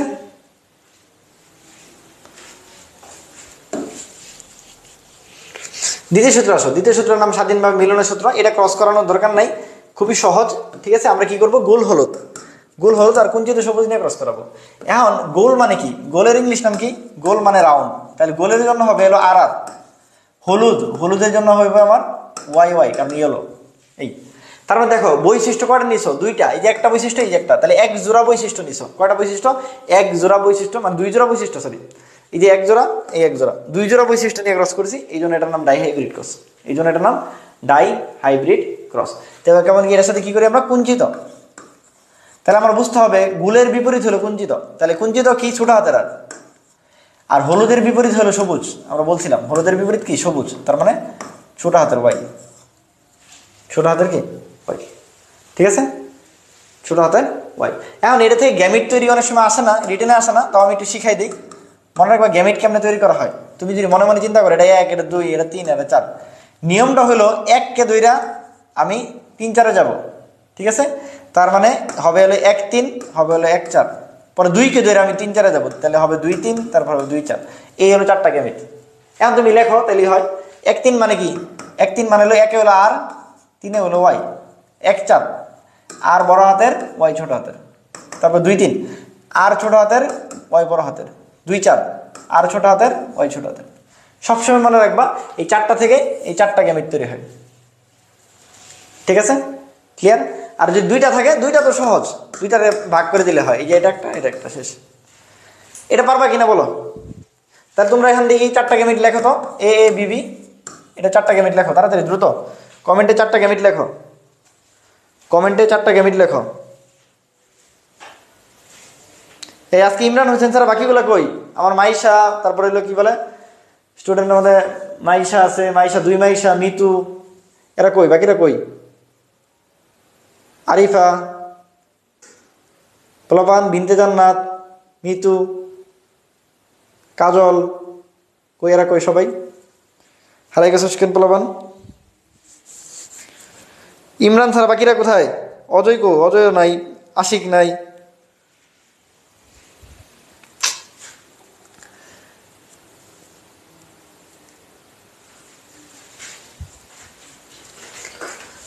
ঠিক আছে, এদের ক্ষেত্রে অনুপাত কত? এদের অনুপাত হলো ভাইয়া 9:3:3:1। এখন এই লাস্টের 1টা সবসময়, এই লাস্টের 1 যেটা, এটা কুঞ্চিত সবুজ, এটা তো মনে রেখো। 16 নম্বর গ্যামিটটা কুঞ্চিত সবুজ, ঠিক আছে। মেন্ডেলের দ্বিতীয় সূত্র অনুসরণে এটা থাকবে একই সূত্র, গিনি বিগ দিয়ে করছে। অনুপাত একই, 9:3:3:1। এটাই পরীক্ষা আসবে, 9:3:3:1। এটা একই, ঠিক আছে, একই সূত্র, একইভাবে 2বার প্রমাণ করছে। এটা প্রাণীতে, একটা উদ্ভিদে, সেম 9:3:3:1। ঠিক আছে। আচ্ছা, 1902 সালের দিকে দেখো, 1902 সালের দিকে আমেরিকান 2জন বিজ্ঞানী, একজন সাটন আর একজন বোবেরি, সাটন আর বোবেরি 2জন বিজ্ঞানী আমাদের কি করছে? ক্রোমোজোম তত্ত্ব আবিষ্কার করছে। এটা পরীক্ষা আসে, খুবই ইম্পর্টেন্ট, যে ক্রোমোজোম তত্ত্ব কে আবিষ্কার করছে? সাটন আর বোবেরি। ক্রোমোজোম তত্ত্ব কে আবিষ্কার করছে? ক্রোমোজোম তত্ত্ব আবিষ্কার করছে বিজ্ঞানী সাটন আর হলো বোবেরি, ঠিক আছে। এই যে মাবিয়া রহমান আসছে, good, very good. A B, হ্যাঁ, সুন্দর। ইমরান হাসান, ওরটা হয়েছে, হ্যাঁ, ওকে। সূত্রের ব্যতিক্রম এগুলো লাগবে না। আচ্ছা, এই সূত্রের ব্যতিক্রমের মধ্যে দেখো 3টা ব্যতিক্রম আছে, মনে রাখবা। অসম, অ দিয়ে অসম্পূর্ণ প্রকটতা, এম দিয়ে হলো কি? সম প্রকটতা, আর হলো ম দিয়ে হলো অলস, ম দিয়ে হলো মারঞ্জিন আর কি, মারঞ্জিন বা লিথালজিন, যেটা বলো, মনে রাখো আর কি। তো অসম্পূর্ণ প্রকটতা মানে কি? ইনকমপ্লিট ডোমিনেন্স মানে হচ্ছে প্রকটতা, মানে প্রকট বৈশিষ্ট্যটা প্রকাশ পাচ্ছে না। এর আগে যেমন দেখো এই টি আর টি, বড় হাতের টি আর ছোট হাতের টি মিলা হলো লম্বা হয়েছে, কেন? কারণ 80টা লম্বা হওয়ার জন্য সে ক্যাপাবল ছিল, সম্পূর্ণভাবে প্রকাশ করতে পারছে। এখন এটা যদি প্রকাশ করতে না পারে তখন তাকে বলি আমরা ইনকমপ্লিট। এর ফলে আমাদের অনুপাতটা কি অনুপাত, এটা কিন্তু ফিনোটাইপিক অনুপাত। ফিনোটাইপটা 1:2:1 হয়, কারণ ফিনোটাইপটা নর্মালি ছিল 3:1, এটা থেকে ব্যতিক্রম হয়ে গেছে, এই জন্য এটাকে বলা হয় প্রথম সূত্রের ব্যতিক্রম। ঠিক আছে, তার মানে কি, ধরো বাবা লাল ছিল, মা সাদা ছিল, এখন হওয়ার কথা ছিল যে সবগুলা লাল হবে, কারণ বাবার বৈশিষ্ট্য পাওয়ার কথা। লাল না হয়ে গিয়েছে, লালও হয় নাই সাদাও হয় নাই, না হয়ে হয়েছে সব গোলাপি। কি হয়েছে? গোলাপি। বলে গোলাপি এখন বিলেতে, তো হয়েছে সব গোলাপি, তো এইটা তো হইলো না ব্যাপারটা। তো এই জন্য এটাকে বলছে অসম্পূর্ণ প্রকটতা, অসম্পূর্ণ প্রকটতা। ঠিক আছে, এই জন্য আমাদের কি হয়েছে অসম্পূর্ণ প্রকটতা। আর অসম্পূর্ণ প্রকটতা এই যে মাঝামাঝি জিনটা থাকে তাকে বলা হয় ইন্টারমিডিয়েট জিন। কি জিন বলা হয়? ইন্টারমিডিয়েট জিন। উদাহরণ হলো সন্ধ্যামালতি, সন্ধ্যামালতি মিরাবালাস জালাপা, মিরাবিলিস জালাপা। ঠিক আছে, এটা ভুল করা যাবে না। এটা তাহলে দেখো লাল ফুল আর হলো সাদা ফুল নিয়ে গবেষণা করছিল, সবগুলো হওয়ার কথা ছিল হলো লাল ফুল, কিন্তু শেষে দেয়া কি হয়েছে? শেষে দেওয়া হয়েছে লাল ফুল হয়েছে একটা, গোলাপি ফুল হয়েছে 2টা, আর সাদা ফুল হয়েছে একটা। তার মানে ফিনোটাইপিক অনুপাত 1:2:1, কিন্তু হওয়ার কথা ছিল কত? 3:1। তো এই জন্য এটা হলো প্রথম সূত্রের ব্যতিক্রম। কারণ অনেকের মনে প্রশ্ন জাগতে পারে এটা জিনোটাইপ কি? জিনোটাইপও 1:2:1, কিন্তু জিনোটাইপে কোনো ব্যতিক্রম হয় না, জিনোটাইপে কখনো ব্যতিক্রম হয় না, জিনোটাইপ সবারই সেম। জিনোটাইপ কিন্তু প্রথম সূত্রের জিনোটাইপও এটাই ছিল, আর ব্যতিক্রমের জিনোটাইপও সেম ছিল। তাহলে ব্যতিক্রমটা কোথায় হয়? ব্যতিক্রম হয় ফিনোটাইপে। ব্যতিক্রম কোথায় হয়? ব্যতিক্রম হয় হলো ফিনোটাইপে। ব্যতিক্রম কোথায় হয়? ব্যতিক্রম হয় ফিনোটাইপে। তারপরে সমপ্রকটতা। সমপ্রকটতাতে এখন ঝামেলা বাজে, একটা সম আর একটা সহ। একটা সমপ্রকটতা আছে আর একটা সহ প্রকটতা আছে। মনে রাখবা সহ, এই হ লিখতে গেলে 2 এর মতো না, এই সহ প্রকটতার দ্বিতীয় সূত্র। আর ম মানে কি? প্রথম। এই ম আছে না, ম মানে প্রথম সূত্র, বা প্রথম লিখতে গেলে প্রথম, এই ম। তাহলে ম থাকলে এলো সম আর সহ, দুটার মধ্যে ঝামেলা বাজে। সম আর সহ, সম প্রকটতা যেটা, কোডমিনেন্স যেটা, যুগ্ম প্রকটতা যেটা, সেটা হলো প্রথম সূত্রের ব্যতিক্রম। আর সহ প্রকটতা যেটা, বা পরিপূরক জিন যেটা, বা কমপ্লিমেন্টারি জিন যেটা, সেটা হলো দ্বিতীয় সূত্রের ব্যতিক্রম। অনুপাত কি? সেম, 1:2:1। এখন কি হয়েছে? একটা সাদা মুরগি আছিল, একটা কালা মুরগি আছিল, হওয়ার কথা ছিল হলো সাদা অথবা কালা মুরগি, কিন্তু না হয়ে গিয়েছে সাদা ছোপ, মানে সাদার ভিতরে ছোপ মুরগি হয়েছে, মানে সাদা আছে কালাও আছে, মানে দুইটা সমানভাবে প্রকাশ পাইছে। এইরকম জিনিসকে বলে আমরা সমপ্রকটতা। এদের অনুপাতও সেম, 1:2:1। কার পরিবর্তে? 3:1 এর পরিবর্তে। এটা কোথায় পাওয়া গেছে? আন্দালুসিয়ান মোরগ মুরগিতে পাওয়া গেছে। আন্দালুসিয়ান মোরগ মুরগি। এই তাহলে দেখো, কালো হয়েছে একটা, চেকযুক্ত হয়েছে 2টা, আর সাদা হয়েছে একটা, তাহলে 1:2:1। মারণ জিন বা লিথাল জিন। মারণ জিন মানে মরে মাইরা ফেলছি, এখন ছিল আগে 3:1, তাহলে মোট করা ছিল 4টা, এখন একটারে মেরে ফেলছি, তাহলে মোট এখন রইল করা 3টা মানে 2:1। তার মানে এই যে 1 যে আগে একটা ছিল এটারে মাইরা ফেলছে। এখন 4টা মানে কি? একটাই 25%, তাহলে 4টায় 100%, 4টায় কত পার্সেন্ট? 100%, একটাই হলো 25%। এখন এই যে 25%, তার মানে কি মাইরা দিয়ে ফেলছে, কয় পার্সেন্ট মারছে? 25% মারছে। বাইচা আছে কয় পার্সেন্ট? 75%। বাইচা আছে কয় পার্সেন্ট? 75%। তাহলে মারণ জিনের সংখ্যাটা পড়বা, এটাকে বলা হয় লিথাল জিন। এটা আরেকটা নাম ঘাতক জিন, কেউ কেউ বলে। কি বলা হয়? একে কেউ কেউ ঘাতক জিন বলে। ঠিক আছে, আর এই লিথাল জিনের যত উদাহরণ আছে সবগুলা অটোজোমাল। অটোজোমাল মানে দেহভিত্তিক, আর সেক্স লিঙ্কড মানে হলো মানে লিঙ্গজনিত, মানে সেক্স লিঙ্কড আর কি। ঠিক আছে, তাহলে এই অটোজোমাল বা এই কি বলে লিথাল জিনের যতগুলো উদাহরণ আছে সবগুলো অটোজোমাল। আর এই এক্সের যে এক্স ওয়াই এর যতগুলো উদাহরণ আছে ওগুলো সব সেক্স লিঙ্কড। আবারও বলতেছি, লিথাল জিনের যত উদাহরণ সবগুলো অটোজোমাল, আর এক্স লিঙ্ক বা এক্স ওয়াই বা এক্স বা ওয়াই এর যে যতগুলো রোগ আছে ওগুলো সব সেক্স লিঙ্ক ডিসঅর্ডার। ঠিক আছে, লিথাল জিনের বৈশিষ্ট্য কি? লিথাল জিন একটা মিউটেন্ট জিন। মিউটেন্ট মানে কি? Permanent change in the DNA is called mutation. Permanent DNA change মানে ডিএনএতে চেঞ্জ হয়ে যায়। যেমন করোনা ভাইরাস আমাদের আবিষ্কার করতে, করোনা ভাইরাসের ভ্যাকসিন আবিষ্কার করতে খুব কষ্ট হয়েছে। কারণ কি, যে ভ্যাকসিন তুমি আবিষ্কার করছো যে জন্য, যে ডিএনএ এর জন্য, ওই ডিএনএ কয়েকদিন পর চেঞ্জ হয়ে গেছে, অন্য ডিএনএ হয়ে গেছে। তাহলে তুমি এত কোটি কোটি আবিষ্কার করলো, সব আবিষ্কার লস, কারণ ডিএনএ চেঞ্জ হয়ে গেছে। তো এই জন্য বলি আমরা, ঠিক আছে, যে permanent change in the DNA এটা খুব খারাপ। ঠিক আছে, ঠিক আছে, permanent change in the DNA এটা খুব খারাপ। তাহলে লিথাল জিন হলো একটা মিউটেন্ট জিন। এটা হোমোজাইগাস হেটেরোজাইগাস দুই ভাগে কাজ করতে পারে। এখন প্রচ্ছন্ন যখন থাকে তখন হোমোজাইগাস লাগে, আর যদি প্রকট যদি থাকে তাহলে একলাই পারে। এই আর এখানে অনুপাত কত? 2:1 হয়। এটা কে আবিষ্কার করছে? লুসিয়ান কুয়েনো। কোথায় আবিষ্কার করছে? ইঁদুরের গায়ে আবিষ্কার করছে। কয় পার্সেন্ট ইঁদুর মারা গেছে? 25%। এই যে এই মানুষের লিথাল জিনের রোগ কি, এগুলো একটু রিডিং দিবা, মুখস্থ করার একদম দরকার নাই। এখানে যদি তোমাকে জিজ্ঞেস করা হয় এইখানে সবগুলা কি রোগ, সবগুলো অটোজোমাল রোগ। আমি পরের পৃষ্ঠে পড়াবো, তাও একটু বলে দিলাম আর কি, সবগুলো অটোজোমাল রোগ। ঠিক আছে, এই যে দেখো কোনটা মৃত, এরকম ওয়াই ওয়াই কারণে পৃথিবীতে পাওয়া যায় না, এটা পৃথিবীতে নাই, এই জন্য উল্টাই দিছি। তাহলে বাকি হলুদ রয়েছে 2টা আর 11টি রয়েছে 1টা। তাহলে হলুদ 2টা, 11টি বা মেটে হলো 1টা, তাহলে 2:1।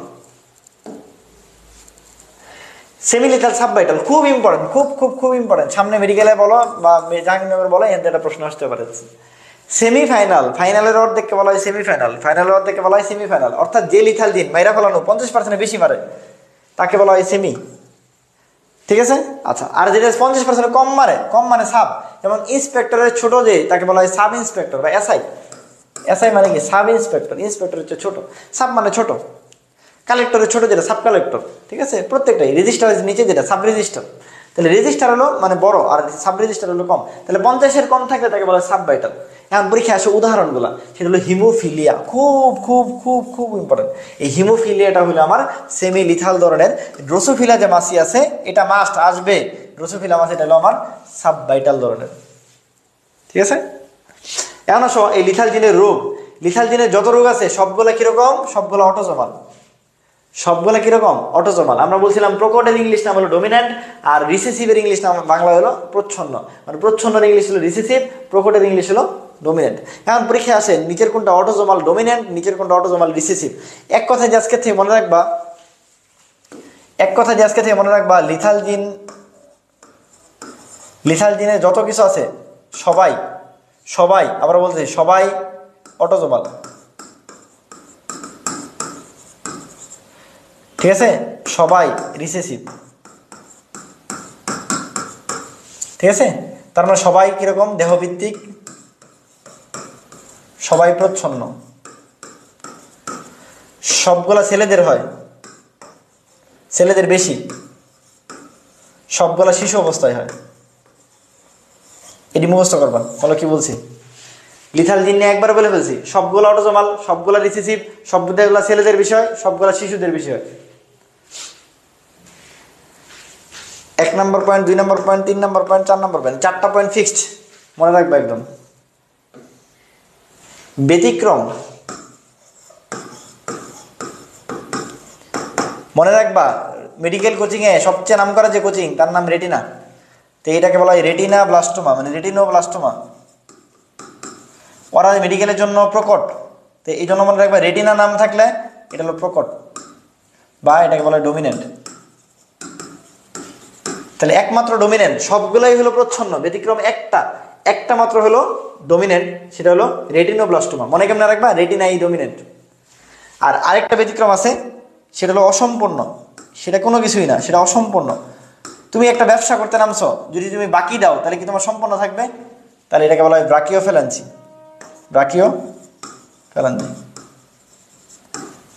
তাহলে ব্রাকিওফেলাঞ্জি মানে কি? অসম্পূর্ণ।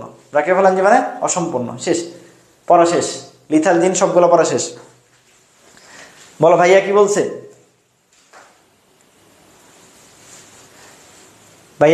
বলো। ভাইয়া বলছে লিথাল জিনের সবাই অটোজোমাল, লিথাল জিনের সবাই রিসেসিভ, লিথাল জিনের ছেলেদের বেশি হয়, লিথাল জিন শিশুদের বেশি হয়। ব্যতিক্রম 2টা। 1 নম্বর হলো রেটিনোব্লাস্টোমা থাকলে এটা হলো অটোজোমাল ডোমিন্যান্ট, আর অসম্পূর্ণ বললে ব্রাকিওফেলাঞ্চি।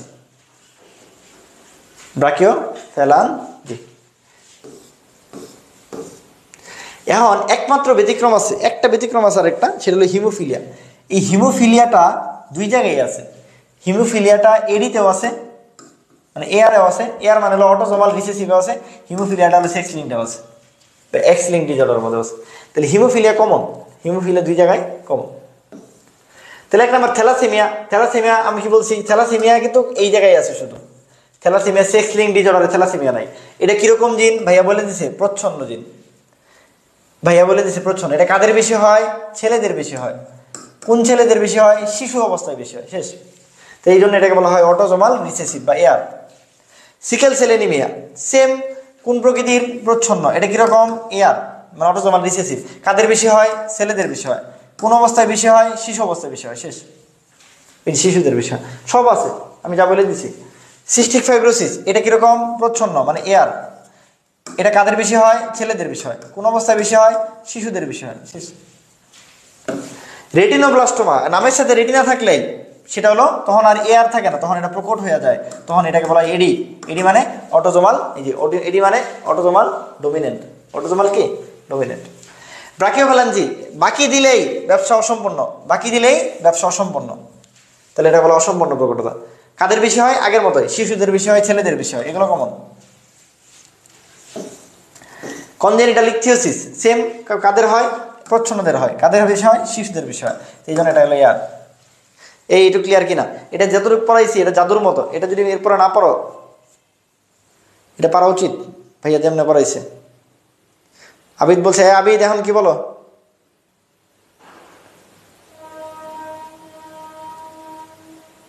আবু হাসান বলছে ভাইয়া এগুলো মনে থাকে না। আবু হাসান বলো এখন মনে থাকবে কিনা।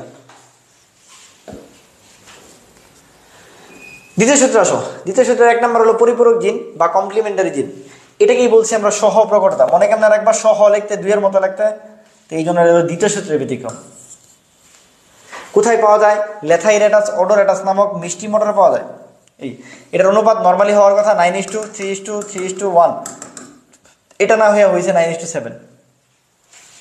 কি হয়েছে? 9:7। এই জন্য এটা ব্যতিক্রম। এটা রিটেনে পড়া, তাও আমি বললাম না এত কিছু। তারপরে দেখো নর্মালি আমরা এই এ আর বিবি এরকম ছিল। বি ফর্মুলা করলে হলো ব্লু মানে নীল, ঠিক আছে? এখন নীল বা বেগুনি যেটাই বলো আর কি, বা ব্রাউন যেটা বলো আর কি। তো এই যে বি এর জন্য আমার বেগুনি হওয়া উচিত ছিল, বি এর জন্য আমার বেগুনি হওয়া উচিত ছিল, ঠিক আছে? কিন্তু বেগুনি আমার হয় নাই। কেন? কারণ বিটা ছিল না আমার। কিন্তু এখানে তো বি ছিল, কিন্তু তাও কেন বেগুনি হলো না? কারণ এখানে এ নাই। অর্থাৎ একজনের পড়ালেখা আরেকজনের উপরে নির্ভরশীল। মানে বন্ধু বলে আমি পড়ি, বন্ধু না বলে আমি পড়ি না। একসাথে 2 রুমমেট থাকে, 2 জন ঘুমাইলে 2 জনই ঘুমায়, 2 জন পড়লে 2 জনই পড়ে। এরকম ব্যাপারটা হয়েছে এরকম। নর্মালি দেখো আর আর ওয়াই ওয়াই, এরা কিন্তু ধরো যখন ওয়াই ছিল না, সে কিন্তু গোলই ছিল, সে সবুজ হয়ে গেছে ওয়াই নেই কারণে। কিন্তু এরকম হয়েছে না যে ওয়াই নেই কারণে ও গোল হইতে পারে নাই। কিন্তু এইখানে দেখো, এখানে এ আসছিল ঠিকই, কিন্তু বি না থাকার কারণে সে হলো কি হইতে পারে নাই? বেগুনি হইতে পারে নাই। আবার বি আসছিল ঠিকই, এ না থাকার কারণে সে কি হইতে পারে নাই? বেগুনি হইতে পারে নাই। তার মানে একজন আরেকজনের উপর নির্ভরশীল, এই জন্য বলা হয় পরিপূরক। বলে না আমিও তোমার পরিপূরক, মানে তুমি যে কাজটা করতে পারো আমিও সেম কাজটা করতে পারি। তো এরা হলো পরিপূরক। তো এর ফলে এই পরিপূরকের অনুপাতটা হয়ে যায়। দেখো এই যে বেগুনি কোনটা না, দেখো যারাই বড় হাতের তারাই বেগুনি, মানে এ আর বি দুইটাই বড় হাতের থাকলে তারা বেগুনি হয়। এখানে বি নাই এই জন্য সাদা, এখানে এ নাই এই জন্য সাদা, এখানে বি নাই এই জন্য সাদা, এনে এ নাই সাদা, এনে বি নাই সাদা, এনে এ নাই সাদা। আর এটা তো কিছুই নাই, এটা তো ফকফকা সাদা ফকফকা। তাহলে 9টা বেগুনি ফুল, 7টা সাদা ফুল। এপিস্টেসিসে চলে আসো। এপিস্টেসিস মানে কি? দেখবা পৃথিবীতে বাংলাদেশের সবচেয়ে বেশি উদাহরণ হলো এপিস্টেসিসের আছে। বাংলাদেশের সব এপিস্টেসিস, বাংলাদেশের পুরাটা কি এপিস্টেসিস। এপিস্টেসিস মানে তোমার টাইম না নিচে নামাই ফেলবে, টাইম না নিচে নামাবে। তুমি ভালো করে ফেলতেছ, তোমার এবারে তুই নাম নিচে নাম, তুই উপরে উঠতেছস কেন? তাহলে একটা জিন যখন অন্য একটা জিনকে বাধা দেয়, তাহলে তুমি তোমার বন্ধু পড়তে বসছে, আর আরেক বন্ধু আসে, আরে বন্ধু চল আজকে ঘুরে আসি, আজকে মুভি দেখে আসি, আজকে হলো পার্কে যাই, চল আজকে হলো আড্ডা দিই, চল আজকে গেম খেলি। এরকম বাধা দিতেছে। এক জিন যখন অন্য জিনকে এক বন্ধু যখন অন্য বন্ধুকে পড়তে বাধা দেয়, তখন এই প্রক্রিয়াকে বলা হয় এপিস্টেসিস। এখন যে বাধা দেয় তাকে বলা হয় এপিস্টেটিক জিন, ও খারাপ। যে বাধা পায় ও হলো হাইপোস্টেটিক জিন, ঠিক আছে? এখন এই এপিস্টেসিস আবার 2 রকম, একটা প্রকট একটা হলো প্রচ্ছন্ন। মানে ধরো এলাকায় মাস্তান হলো বড় মাস্তান। বড় মাস্তান যদি হয় একাই কাজ করে ফেলতে পারে, বা 2 জনের নিয়েও করতে পারে। কিন্তু ছোট মাস্তান যদি হয়, ছোট মাস্তান একা কাজ করতে পারে না, সে 2 জনের নিয়েই করে।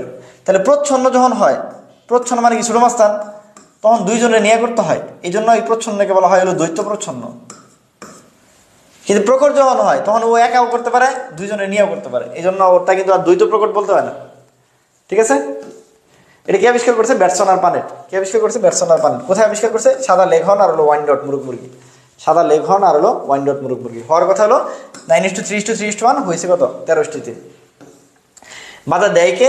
বাধা দেয় হলো আইটা হলো এপিস্টেটিক জিন, আর সিটা হলো কি? হাইপোস্টেটিক জিন।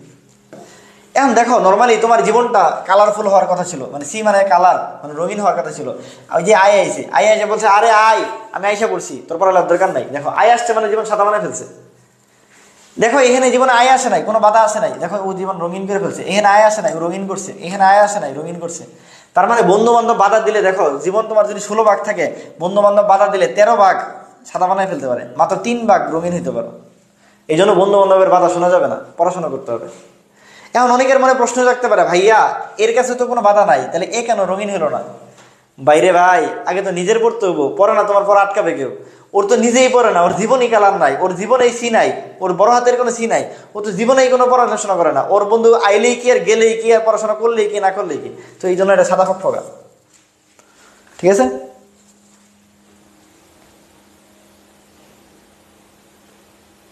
ক্লিয়ার?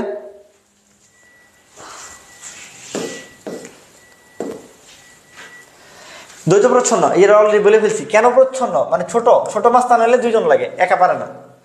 ঠিক আছে, এইটার উদাহরণ হলো মুখ বধিরতা, খুব ইম্পর্টেন্ট। মনে রাখবা, যারা জন্মগতভাবে কথা বলতে পারে না, তারা জন্মগতভাবে কথা বলতে পারে না, তারা জন্মগতভাবে কানে শুনে না, এই জন্য এদেরকে বলে মুখ বধিরতা। এই মুখ দেখো, তার ডি ছিল, তার মানে সে ভালো হওয়ার কথা ছিল, মানে মুখে কথা বলতে পারা। তার ই ছিল না, মানে ইয়ার ছিল না, সে কানে শুনতো না। কিন্তু কি হয়েছে, সে কানেও শুনে না, কথা বলতে পারে না। এখানে দেখো, তার ইয়ার ছিল, তার মানে ডিপ নষ্ট ছিল, তার মানে ডিটা নষ্ট ছিল, ইটা ঠিক ছিল, তার মানে সে কানে শোনার কথা, কিন্তু না, এই দুইটাই মিললে তারা সহ নষ্ট করে দিছে। 2 জন মিললে তারা বাধা দিছে, এই জন্য এটা বলা হয় দ্বৈত প্রচ্ছন্ন বেঁচে দিছে। কিন্তু দুইটা মুখ বধিরের যদি বিয়ে হয়, তার মানে এইখান থেকে কিন্তু সবাই স্বাভাবিক হবে, এইখান থেকে সবাই স্বাভাবিক বাকশ্রবণ হবে। তার মানে দুইটা মুখ বধির বিয়ে হলেও কিন্তু স্বাভাবিক হতে পারে। আবার যদি তাদের মধ্যে বিয়ে হয়, তার মধ্যে 9টা সন্তান হলে স্বাভাবিক হবে, আর 7টা সন্তান হলো কি হতে পারে, মুখ বধির হতে পারে। মানে অনুপাতটা এরকম হবে আর কি। পলিজেনিক ইনহেরিটেন্স, পলিজেনিক মানে এই যে আমরা অনেক সময় আমরা রঙিন, সাদা, কালো, ঠিক আছে, মানুষের উচ্চতা, গায়ের রং, চোখের রং, ওজন, বুদ্ধিমত্তা, গাভীর দুধ, ভুট্টা, গামার রং ইত্যাদি যে হয়, এই বৈশিষ্ট্যগুলো আমরা তখন ব্যাখ্যা করতে পারি না 1-2টা জিন দিয়ে। তো ওই জিনগুলোকে বলা হয় পলিজিন বা বহুজিন। ঠিক আছে, তাহলে একটা লোক আছে যখন একাধিক জিন থাকে, তখন তাকে আমরা বলি পলিজেনিক ইনহেরিটেন্স। কি বলি তখন? Polygenic inheritance. কে আবিষ্কার করছে? এটা কে মাদার আবিষ্কার করছে, কে মাদার আবিষ্কার করছে। এখানে যে বৈশিষ্ট্যগুলো পাওয়া যায়, এটা বলা হয় কোয়ান্টিটেটিভ ট্রেটস বা পরিমাণগত বৈশিষ্ট্য। এখানে যে মানে কি অবস্থা থাকে, ক্রমবর্ধিষ্ণু বা কুমুলেটিভ অবস্থায় থাকে। যে চরিত্র পাওয়া যায়, মাত্রিক চরিত্র পাওয়া যায়, এগুলো একটু মনে রাখবা। আর এর মাত্র 3টা উদাহরণ আছে। এই মানুষের অনেক বংশগত রোগ পলিজেনিকের উদাহরণ, যেমন 1 নম্বর অটিজম, 2 নম্বর হলো ক্যান্সার, 3 নম্বর ডায়াবেটিস। খুব ইম্পর্টেন্ট, এই 3টা হলো পলিজেনের উদাহরণ। পলিজেনে যদি সমস্যা হয় তাহলে এই 3টা রোগ হয়। পলিজেনে যদি সমস্যা হয় তাহলে এই 3টা রোগ হয়। অনেকে তো আছে কানে শুনে কিন্তু কথা বলতে পারে না। শোনো, কানে শুনে কথা বলতে পারে না, ওটা মুখ বধির না, ওটা অন্য কোনো সমস্যা, অন্য কোনো সমস্যা। অ্যাকচুয়াল মুখ বধির কখনো এই কানে শুনবে না। আচ্ছা, এটার অনুপাতটা যদি বলি, এই অনুপাতটা দেখো। আচ্ছা, আর আমরা কেন কালো হয়? প্রকট জিনের সংখ্যা যত বেশি, গায়ের রং তত গাঢ়ত্ব তত বেড়ে যায় আর কি। মেলানিন যত বেশি, আমরা তত বেশি কালো হই। ঠিক আছে, আচ্ছা, যেটা হলো কথা, এর অনুপাতটা কিভাবে মনে রাখবো? নিগ্রো মানে হলো, দেখো এই অনুপাতটা মনে রাখার জন্য আমি যেটা বলি, এটা মনে রাখবো এরকম 14 64 1। কি মনে রাখবা? 14 64 1। এই দেখো কেমন মনে রাখবা? ভাইয়া বলছে 14 64 1, এটা হলো অনুপাত পলিজেনের। আর যদি কেউ এমনি মনে না রাখতে পারো, তাহলে মনে রাখবা ভাইয়া মাঝখানে 6, 2 পাশে 2টা 4, 2 পাশে 2টা 1, যে দিয়ে মনে রাখো আর কি। মাঝখানে একটা 6, 2 পাশে 2টা 4, 2 পাশে 2টা 1, এই 2 পাশে 2টা 4, 2 পাশে 2টা 1। ঠিক আছে,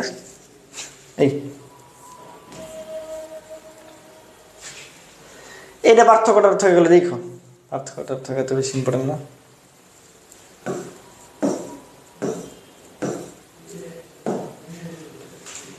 লিঙ্গ নির্ধারণ পদ্ধতি দেখো, মানুষের ক্রোমোজোম কয়টা আছে? খুব ইম্পর্টেন্ট। মানুষের 23 জোড়া ক্রোমোজোম আছে, দেহকোষে 23 জোড়া ক্রোমোজোম আছে, মানে 46টা। এর মধ্যে 22 জোড়া একই রকম, এটা হলো অটোসোম, আর 1 জোড়া ভিন্ন।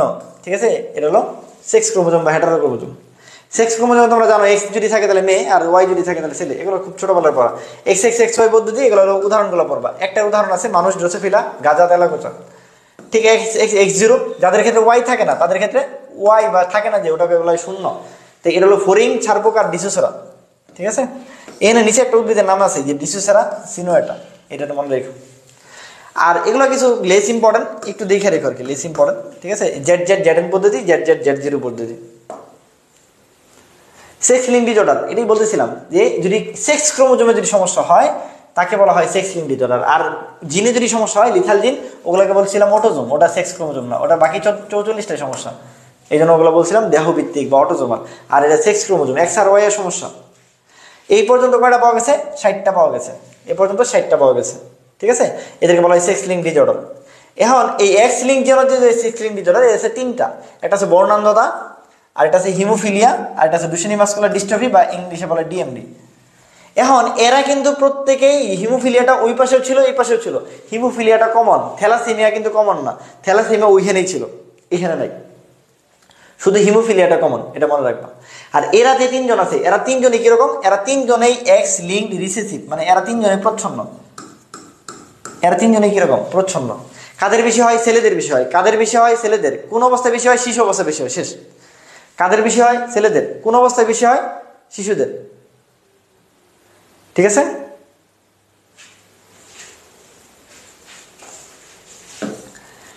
লাল সবুজ বর্ণান্ধতা, লাল আর সবুজের পার্থক্য বোঝে না, হ্যাঁ।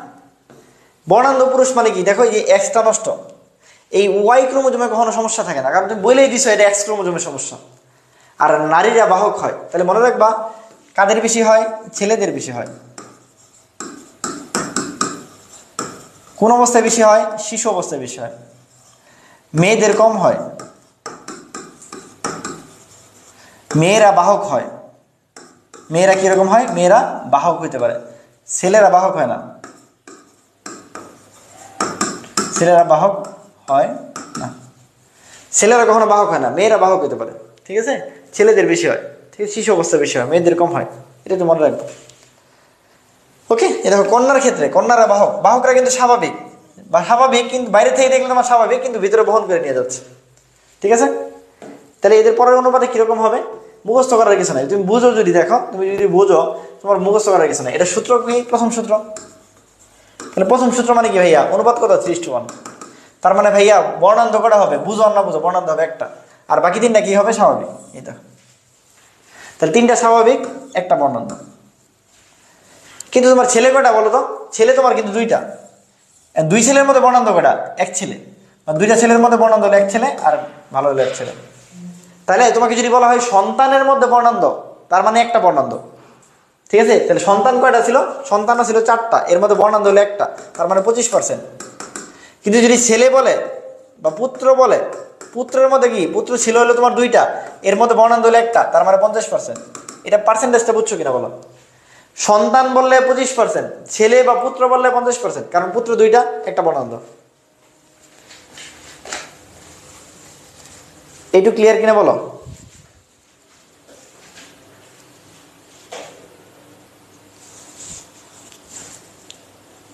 হ্যাঁ,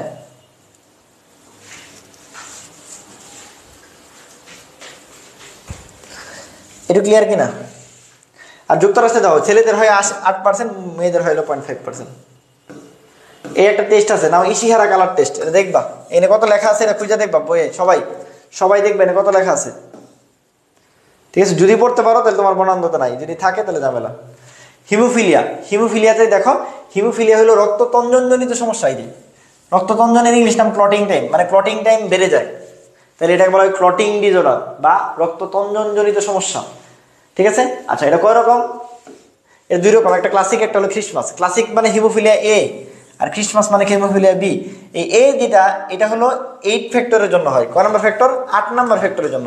8 নম্বর ফ্যাক্টরের জন্য হয়। 9 যেটা, এটা হলো খ্রিস্টমাস ডিজিজ, এটা 9 নম্বরের জন্য হয়। এটা ব্রিটেনের রানীর হয়েছিল, এই জন্য এটাকে বলা হয় খ্রিস্টমাস ডিজিজ, ঠিক আছে। কারা বেশি হয় আক্রান্ত? পুরুষরা। কোন অবস্থায় বেশি হয়? শিশু অবস্থায় বেশি হয়। প্রতি 10,000 জন পুরুষে একজন এরকম কি থাকতে পারে? হিমোফিলিয়া থাকতে পারে, ঠিক আছে।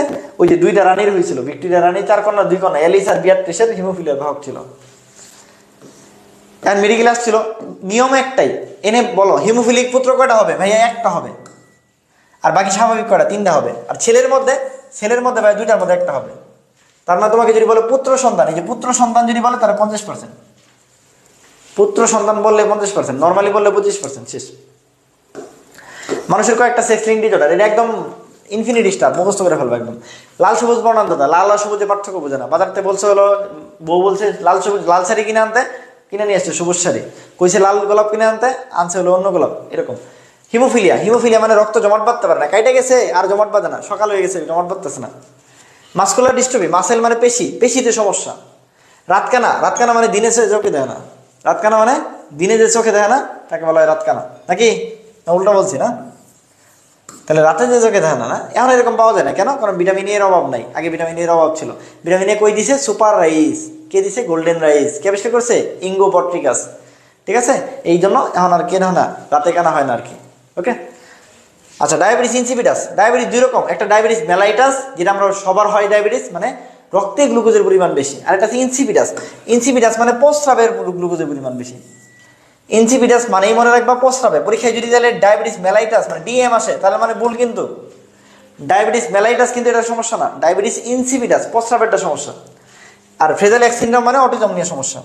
হাইপারট্রাইকোসিস মানে সারা দেহে যদি লোম হয়, আমি বলতে পারবো ভাই আমাদেরও তো লোম আছে, আমাদের লোম এরকম না, একদম দেহভিত্তিক, মানে মাথার মতো যদি লোম হয়, ঠিক আছে, এটা হাইপারট্রাইকোসিস। আর টেস্টিকুলার ফেমিনাইজেশন, এখন তো বাংলাদেশে অহরহ দেখতেছো যে পুরুষ ধীরে ধীরে স্ত্রীতে পরিণত হয়, টেস্টিকুলার ফেমিনাইজেশন, এটা নিয়ে সমকামিতা কত কিছু। ডুচেনি মাসকুলার ডিস্ট্রফি কাদের বেশি হয়? ছেলেদের বেশি হয়। কোন অবস্থায়? শিশুদের। শেষ। কয়টা আছে? 30টা। এর মধ্যে প্রধান কয়টা? 9টা। এগুলো মনে রেখো, এগুলো লাগবে না এত বেশি, রিডিং দিও। এই যে আবার সেম পুত্র সন্তান বলছে, ঠিক আছে, পুত্র সন্তান কই গেল? পুত্র সন্তান বলে 50%, ঠিক আছে, পুত্র সন্তান বলে 50%। আচ্ছা, আরেকটা জিনিস আসতে পারে, আরেকটু দেখাই, সেটা হলো যদি বাহকের কথা বলে। দেখো বাহক যদি বলে, মেয়ে, দেখো মেয়ে হলো দুইটা, মেয়ের মধ্যে একটা মেয়ে একদম পুরোপুরি ভালো, আরেকটা মেয়ে বাহক। তাহলে মেয়েও যদি বলে, মেয়েও বাহক কয়টা, তাহলে কিন্তু 50%। তাহলে ছেলে অথবা মেয়ে যদি ভাগ করে বলে তার মানে আনসার 50%। এই যে এখন বলছে যে বাহক, এই যে বাহক কয়টা, রোগের বাহক হলো 50%, আবার ঝুঁকিও 50%। ছেলে ঝুঁকি 50%, বাহক 50%। মাসকুলার ডিস্ট্রফিতে 3000 প্রোটিন থাকে, একটা হলো ডিস্ট্রফি, ঠিক আছে। এটা দেখি পুত্র কয়টা ভাইয়া? ডিএমডি পুত্র হলো একটা, আর বাকি 3টা ভালো। এখন যদি তোমাকে বলা হয় এলো পুত্রের মধ্যে পুত্র কয়টা বর্ণান্ত, তাহলে 50%। তোমাকে যদি বলা হয় কন্যার মধ্যে, কন্যার মধ্যে বাহক কয়টা, 50%। শেষ। এবিও ব্লাড গ্রুপ সিস্টেম, এটা আমার একটা ভিডিও আছে, আমি ওই ভিডিওটা দিয়ে দিব, আজকে গ্রুপে আপলোড দিয়ে দিব, ঠিক আছে। 40 মিনিটে সুন্দর করে একটা ভিডিও আছে, এটা আমি পুরো রক্তের সবটুকু বুঝাইছি, রক্তের সবটুকু বুঝাইছি, এটা একদম ভিডিও দিয়ে দিব আমি। হ্যাঁ, বিবর্তন, বিবর্তন প্লাস প্রাণীর আচরণ। হ্যাঁ, এই দুটার জন্য 10 মিনিট গ্যাপ। হ্যাঁ, এখন কত বাজে? 9:50 বাজে, 10টায় শুরু করবো, ঠিক আছে।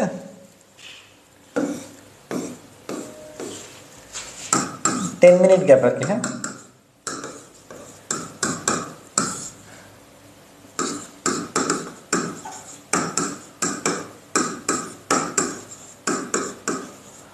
দশটায় শুরু করবো। হ্যাঁ, নাস্তা পানি করে ফেলো। হ্যাঁ, সবাই নাস্তা পানি করো, বাকি 2টা শেষ করবো আমি।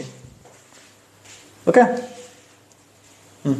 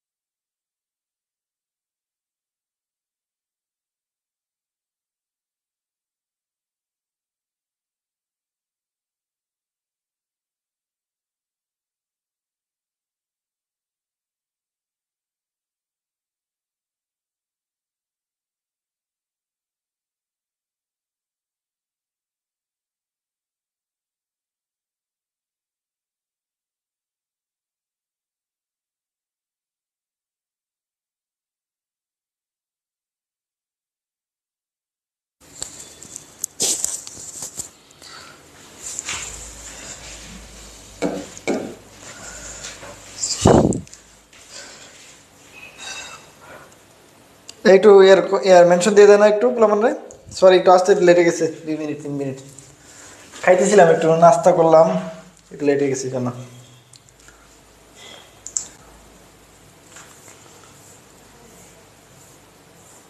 চলো বিবর্তন শুরু করবো ইনশাল্লাহ। হ্যাঁ বিবর্তন বা ইভ্যালুয়েশন।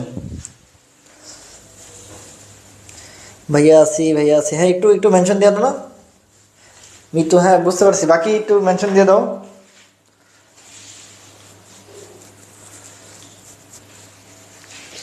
শুরু করি নাকি?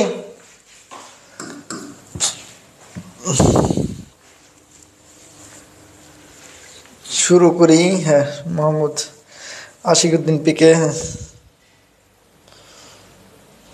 পুষ্পকরণ, হ্যাঁ একটু একটু মেনশন দিয়ে দাও। তাহলে দেখো আমরা বিবর্তন বা ইভ্যালুয়েশন শুরু করতেছি।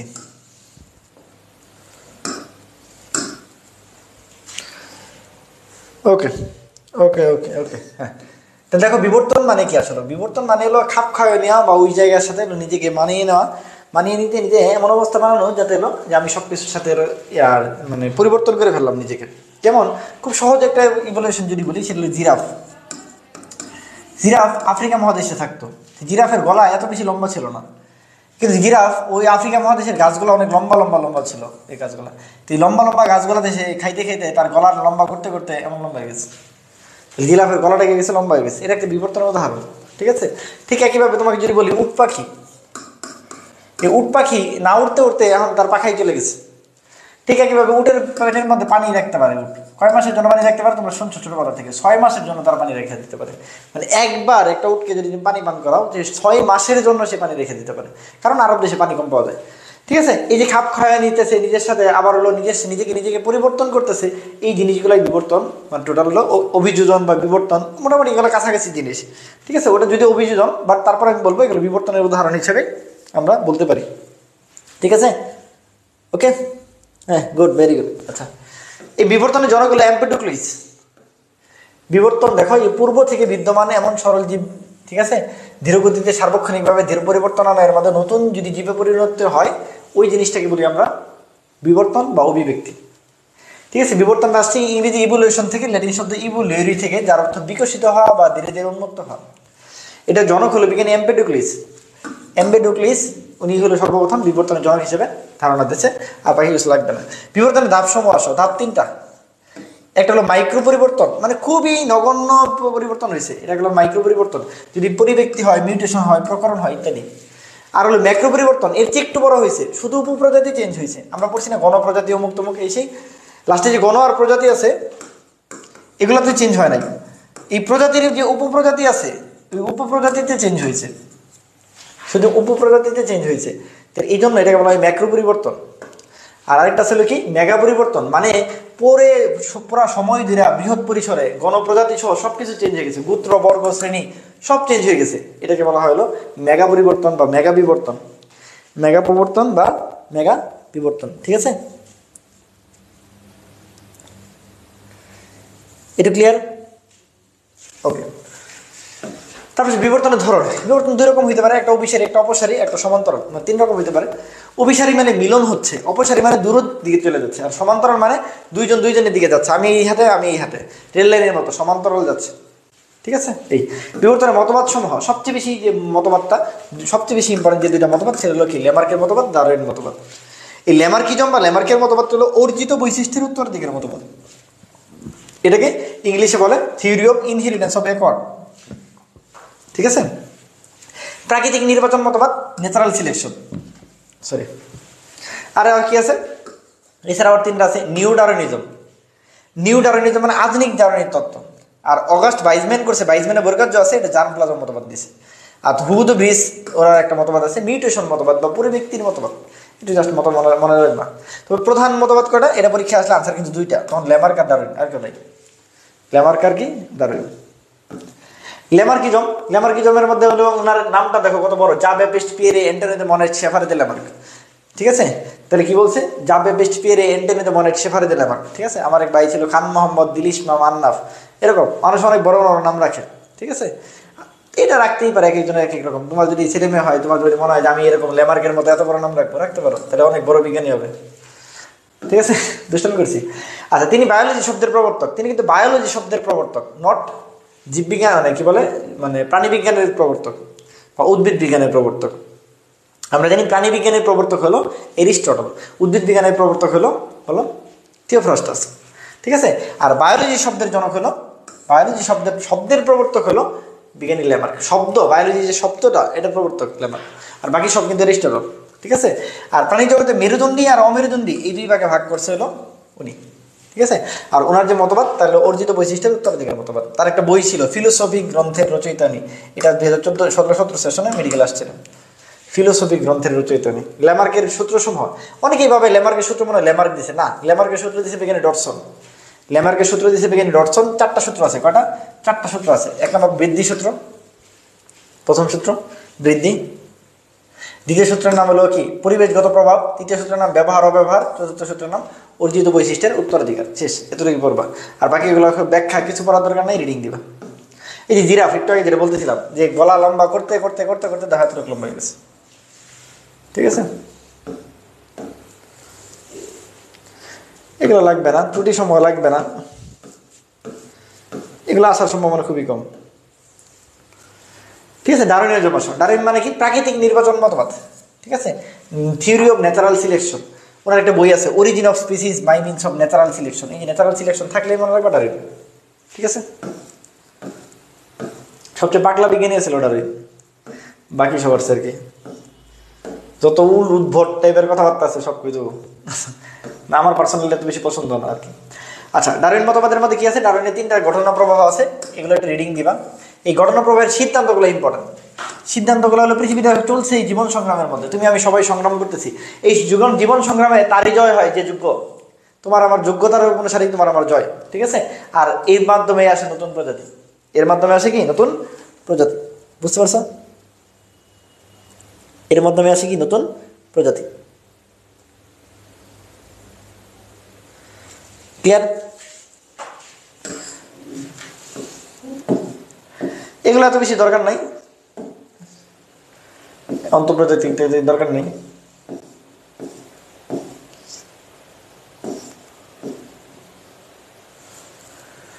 ডারউইনের সমালোচনা, তুমি সমালোচনা করে করবা কি, লাভ নাই, সমালোচনা দুর্বলতা।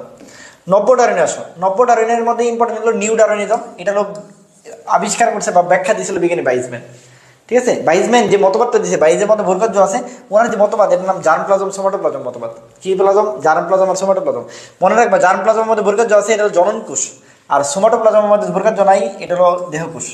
এর দুটো মনে রাখবা, জার্ম প্লাজম কি আর সোমাটোপ্লাজম কি, জার্ম প্লাজম কি আর কি সোমাটোপ্লাজম কি, ওকে। এটার পার্থক্য একদম 3 স্টার দিয়ে পড়বা, পার্থক্য 3 স্টার, ঠিক আছে। এর মধ্যে এই বইটা মেডিকেল আসছিল, এই বইটা মেডিকেলে আসছিল, হ্যাঁ। বিবর্তনের সপক্ষে প্রমাণ সমূহ, এটা ঢাকা ইউনিভার্সিটির জন্য খুব ইম্পর্টেন্ট, ঢাকা ইউনিভার্সিটির জন্য এটা খুবই ইম্পর্টেন্ট, ঠিক আছে। আচ্ছা, বিবর্তনের প্রমাণ সমূহ, প্রমাণের মধ্যে কি আছে? 1 নম্বর যদি বলি, 1 নম্বর হলো তুলনামূলক শারীরিক স্থান, 1 নম্বর হচ্ছে মেরুদণ্ডের হৃদপ্রকোষ্ঠ। আমি এটা এর আগে বলছিলাম, মাছ ও মাছ, মাছ হলো 2 প্রকোষ্ঠ, মাছ রেখা হলো ব্যাং, ব্যাং বাই 3 প্রকোষ্ঠ, ব্যাং রেখায় বাই সাপ, সাপ বাই হলো 4 কিন্তু অসম্পূর্ণ, সাপ রেখায় পাখি, পাখি রেখায় মানুষ, তাহলে পাখি আর মানুষ এরা দুইজন হলো 4 প্রকোষ্ঠ, শেষ, এরা সম্পূর্ণ আর কি। এটা হৃৎপিণ্ডের ধাপ, মুখস্থ করার কিছু নাই। মাছ ও মাছ 2 প্রকোষ্ঠ, মাছ রেখায় ব্যাং 3 প্রকোষ্ঠ, ব্যাং রেখায় সাপ 4 প্রকোষ্ঠ কিন্তু অসম্পূর্ণ, মানে সরীসৃপ। আর পাখি আর মানুষ 4 প্রকোষ্ঠ সম্পূর্ণ, সেগুলোই লিখছে।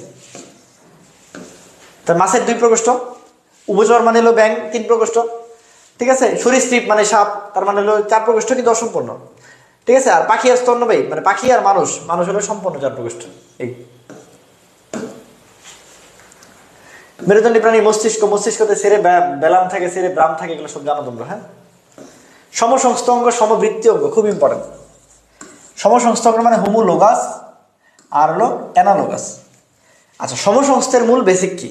মূল বেসিক হলো দেখো, উৎপত্তি এবং অভ্যন্তরীণ গঠন এই দুইটা একই হবে, সেগুলো বলে সমসংস্থ অঙ্গ।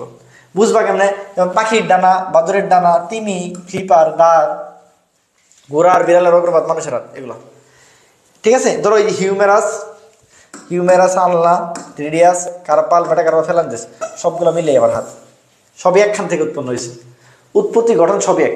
তো এই জন্য এটাকে বলা হলো সমসংস্থ অঙ্গ। ঠিক আছে, সমবৃত্তি এর বেসিক ডিফারেন্স আসলে সমবৃত্তির মধ্যে বলছে যে এটা গঠনগত দিক থেকে আলাদা, কিন্তু কাজের দিক থেকে এক। যেমন তোমাকে যদি বলি পাখির ডানা ভার্সেস প্রজাপতির ডানা, সব ডানার কাজই একটা, কিন্তু উৎপন্ন এক জায়গাতে হয় না, এরা গঠনগত দিক থেকে ভিন্ন।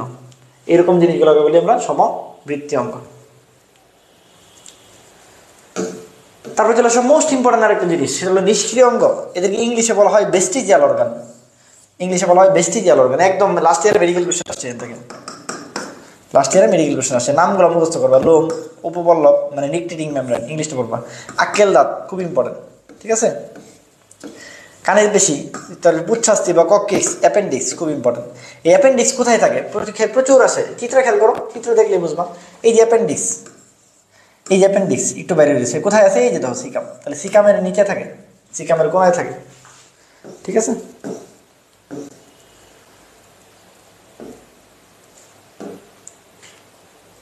ভ্রূণতাত্ত্বিক প্রমাণ আসো। ভ্রূণতাত্ত্বিক প্রমাণের মধ্যে দেখো ভ্রূণে আছে, বন বেয়ার আবিষ্কার করছে। ভ্রূণতাত্ত্বিক প্রমাণ বন বেয়ার আবিষ্কার করছে। ভ্রূণতাত্ত্বিক প্রমাণ কি আবিষ্কার করছে? বন বেয়ার আবিষ্কার করছে।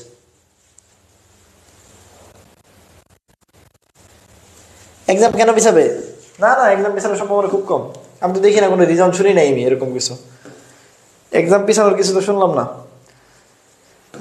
জীবাশ্ম ভিত্তিক আসো। জীবাশ্ম মানে হলো ফসিল, ইংরেজি ফসিল থেকে উৎপত্তি।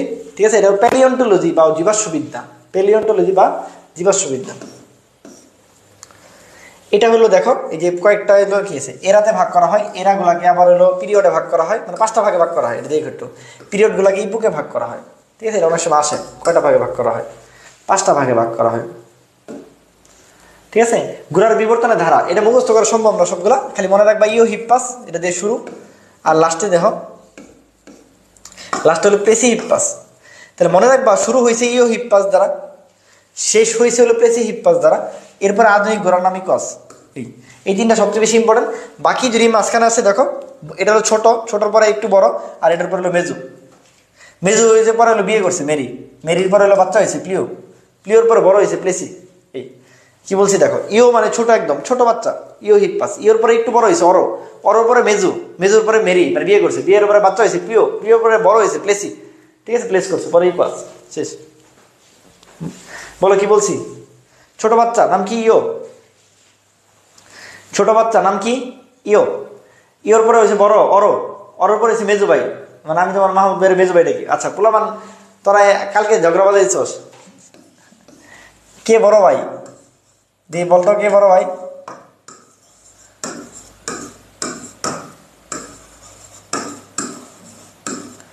মাহমুদ ভাই ভার্সেস সানবীর ভাই।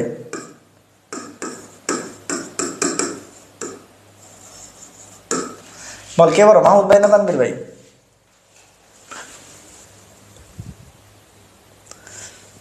বলো বোন, বলতো দেখি।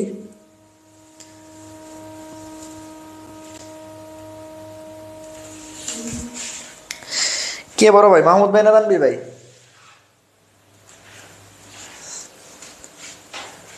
এটা ক্লাসে শান্তি দিব নাকি? শোন, তার মাহমুদ ভাই হলো আমার বড় ভাই, ঠিক আছে, আর আমি হলো ছোট আর কি। এখন মাহমুদ ভাই কেন বড়? তোর মাহমুদ ভাই হলো হাফেজ। তোর মাহমুদ ভাই পড়াশোনা শুরু করছে আমার পরে, পরে আমার পরে শুরু করছে আর কি। ঠিক আছে, এই জন্য। আর আমি পড়াশোনা শুরু করছি আগে, মানে বাংলা পড়াশোনা আর কি। এই জন্য আমি পড়াশোনার ব্যাপারে মানে সিনিয়র, পড়াশোনাই বড় আর কি, কিন্তু বয়সে ছোট আর কি। এই ডিফারেন্সটা হয়েছে হলো, ও হাফেজি পড়তে গেছিল, ও হাফেজি শেষ করে আইসা, আমি যখন ক্লাস 10-এ ছিলাম, ঠিক আছে, আর ও তখন এসে 8-এ ভর্তি হয়েছে। তাহলে আমাদের ডিফারেন্স হলো 2 বছরের ডিফারেন্স। কিন্তু অ্যাকচুয়ালি আমি যখন 10-এ, ওর তখন হলো আর কি বলে এইচএসসি পাস করার কথা। তোর ভাই আমার চেয়ে 2 বছরের বড় আর কি, অরিজিনালি 2 বছরের বড়, কিন্তু একাডেমিক্যালি 2 বছরের ছোট, বুঝছস? হ্যাঁ, গুড মাহমুদ ভাইয়া। ঠিক আছে, তাহলে মাহমুদ ভাই হলো আমার চেয়ে 2 বছরের বড়, কিন্তু পড়াশোনা 2 বছরের ছোট। এই জন্য আমি এমবিবিএস পাস করে ফেলছি, এমবিবিএস শেষ, এফসিবিএস পাস করে ফেলছি, এই জন্য সবকিছু চেঞ্জ হয়ে গেছে। আচ্ছা, তাহলে এই যে মেজো ভাইয়ের কথা বলতেছিলাম, এই জন্য তো তোর মাহমুদ ভাই বলে মেজো ভাই, তাহলে দেখ এই যে ছোট ভাই, আমার ছোট ভাই আছে একটা, এই অরো মানে আমি আর কি, আর মেজো মানে তার হচ্ছে মেজো। মেজো পরে বিয়ে করছে, ম্যারি করছে, ম্যারি মানে বিয়ের পরে বাচ্চা হয়েছে মেজোর, তাহলে প্রিয়র পরে মানে কি প্লেসি হয়েছে, প্রিয় বড় হয়েছে, প্লেসি হয়েছে, পরে এই কস শেষ। আচ্ছা, সংযোগকারী সূত্রের মধ্যে একটা আছে আর্কিপটেরিক্স, একটা জীবাশ্ম। এই আদি পাখির নাম ছিল আর্কিপটেরিক্স। এই আর্কিপটেরিক্সের মধ্যে, ঠিক আছে, যার অর্থ হলো এনসিয়েন্ট উইং বলা হয়। তো এরা 14,70,00,000 বছর আগে জুরাসিক যুগের আবির্ভাব হয়েছে। 14,70,00,000 বছর আগে জুরাসিকের আবির্ভাব করছে। এই আর্কিওপ্টেরিক্সের সরীসৃপীয় কিছু বৈশিষ্ট্য আছে, কিছু পাখির বৈশিষ্ট্য আছে। কই যে এগুলো একটু রিডিং দিও, হ্যাঁ, এগুলো একটু রিডিং দিও। এটা পাখি যে একটা মহিমান্বিত সরীসৃপ, ঠিক আছে, এটা আবিষ্কার করছে বিজ্ঞানী হাক্সলে। বিজ্ঞানী হাক্সলে বলছে যে সরীসৃপ থেকেই পাখি আসছে, বাট এরা আর্কিওপ্টেরিক্স মাঝখানে সংযোগ করছে। এদের সরীসৃপ থেকেই পাখি আসছে, মাঝখানে কি আর্কিওপ্টেরিক্স এদের কি করছে, সংযোগ করছে। জীবন্ত জীবাশ্ম যারা আগে অনেক ছিল, বর্তমানে দু একজন আছে, বাট সবাই তাদের হলো আগের সাথে মিল সম্পন্ন, তারা জীবন্ত জীবাশ্ম। সবচেয়ে বেশি ইম্পর্টেন্ট যেটা, সেটা হলো প্লাটিপাস। প্লাটিপাস, যার বাংলা নাম হলো হংসচঞ্জু। হংসচঞ্জু খুব ইম্পর্টেন্ট, হ্যাঁ। এছাড়া আর কি কি আছে, এছাড়া আছে দেখো, এছাড়া আছে হলো লিমুলাস, এরপর আছে স্পেনেডন, আর হলো লেটিমেরিয়া। তিনটা অবশ্যই মনে রাখবা। এর কিছু বৈশিষ্ট্য যেমন স্তনগ্রন্থি আর লোম, এটা স্তন্যপায়ীর মতো। এর কিছু বৈশিষ্ট্য, ডিম আর রেচনজনন, এগুলো হলো সরীসৃপের মতো। এই পিরিয়ডটা, এটা হলো জাহাঙ্গীরনগরের জন্য ইনফিনিটি স্টার, এটা মাস্ট লাগবেই, এটা মাস্ট, এটা মাস্ট। এটা পড়বাই, যে অনেকগুলো স্টার দিছি, এটা বিভিন্নভাবে অনেক জায়গায় অনেকবার আসছে, বিভিন্ন জায়গায় অনেকবার আসছে। দেখো আমি এটা খুব সহজে পড়াই দিচ্ছি। এরাতে আসো, এরা আর হলো মন্তব্য, এই দুটো সবচেয়ে বেশি ইম্পর্টেন্ট, মানে এরা পিরিয়ড আর মন্তব্য, হ্যাঁ। আচ্ছা, খুব ভালোভাবে খেয়াল করো। সর্বপ্রথম মানুষ, মনে রাখবা, 25,000 টাকা বোঝে। কত হাজার টাকা বোঝে মানুষ? 25,000 টাকা বোঝে। কত হাজার টাকা বোঝে? আর বলতে পারবো এই মানুষ তো 25 কোটিও বোঝে, আমি মনে রাখার জন্য বলতেছি। 25,000 টাকা বোঝে, তার মানে রিসেন্ট মানে হলো 25,000 টাকা বোঝে। রিসেন্ট মানে 25,000। একটা সমাজ হইতে গেলে কয় ঘর লাগে? 40টা ঘর লাগে। তোমরা জানো তো, সমাজ মানে কি? আশেপাশে 40 ঘর হলো তোমার সমাজ, আশেপাশে 40 ঘর তোমার সমাজ। তাহলে মানে সামাজিক হইতে গেলে 40টা ঘর লাগে। 40টা ঘর ইন্টু হইলে 25 দিয়ে গুণ দিবা, 25,000। তাহলে 25 ইন্টু 40,000 গুণ দিলে দেখবো 10 লাখ। তারপর সামাজিক হইতে গেলে 10 লাখ। তারপর শুধু মানুষের হাত পা কয়টা? 2টা, তার মানে 2 কোটি। মানুষের হাত পা কয়টা? 2টা, 2 কোটি। তারপর স্তন্যপায়ী, মনে রাখবা, স্তন্যপায়ী হিসাবে মানুষ যদি মারা যায়, তাহলে তার কবর কত হাত হয়? 3.5 হাত। 3.5 হাত, তার মানে 3.5 কোটি। স্তন্যপায়ীর জন্য হলো 3.5 কোটি। এই বুঝতেছো কিনা? মনে থাকে না? এটা মনে রাখার জন্য আমি বলতে আমি আছি না। তাহলে আধুনিক মানুষ মানেই হলো 25,000। সামাজিক হইতে গেলে 40 ইন্টু 25 তো 10 লাখ। শুধু মানুষের 2 হাত পা, 2 কোটি। স্তন্যপায়ীতে বলছি 3.5 হাত, কবর কোথা হয়? কবর, তাহলে হলো 3.5 কোটি। নানা দিয়ে মনে রাখবা, নাচা, নানা দিয়ে কি মনে রাখবা? নানা ধরনের স্তন্যপায়ী, নাচা, চা দিয়ে হলো 4 কোটি, 4.5 কোটি। নানা দিয়ে মনে রাখবা, নাচা। তারপর সরে কি? অমরযুক্তের ইংলিশ নাম হলো ফিটাস। ফিটাসের প্রথম অক্ষর এফ। এফ এর মধ্যে দেখো ABCDEF, 6টা অক্ষর, তার মানে 6 কোটি। ঠিক আছে। তারপর আদি মানুষ খুব ভালো ছিল, তাদের কোনো পেট ফুচুর ছিল না, তারা খুব লাকি ছিল। এই জন্য মনে রাখবা, আদি মানে হলো লাকি 7। আদি মানে কত? লাকি 7। ডাইনোসর, দেখো ডাইনোসর আসছে, প্রাধান্য পাইছে, পরে আবার বিলুপ্ত হয়ে গেছে। তার মানে ও কি লাকি? না, ও লাগে তাকে আনলাকি। ও কি? আনলাকি। তাহলে আনলাকি কত? আনলাকি হলো 13, তাহলে 13.5 কোটি। বুঝছো কিনা? আনলাকি 13। তারপর দাঁতের সোয়াল কয়টা বলো? এক দাঁতের সোয়ালে থাকে 16টা, 16.5 কোটি। কারণ আগের পৃষ্ঠায় ছিল 14 কোটি 70 লক্ষ। আগের পৃষ্ঠায় ছিল 14 কোটি 70 লক্ষ, আর এনে এসে বলছে 16.5 কোটি। অপশনে যেটা থাকবে ওটা তাকাবা। এটা মেডিকেল কোশ্চেন ছিল।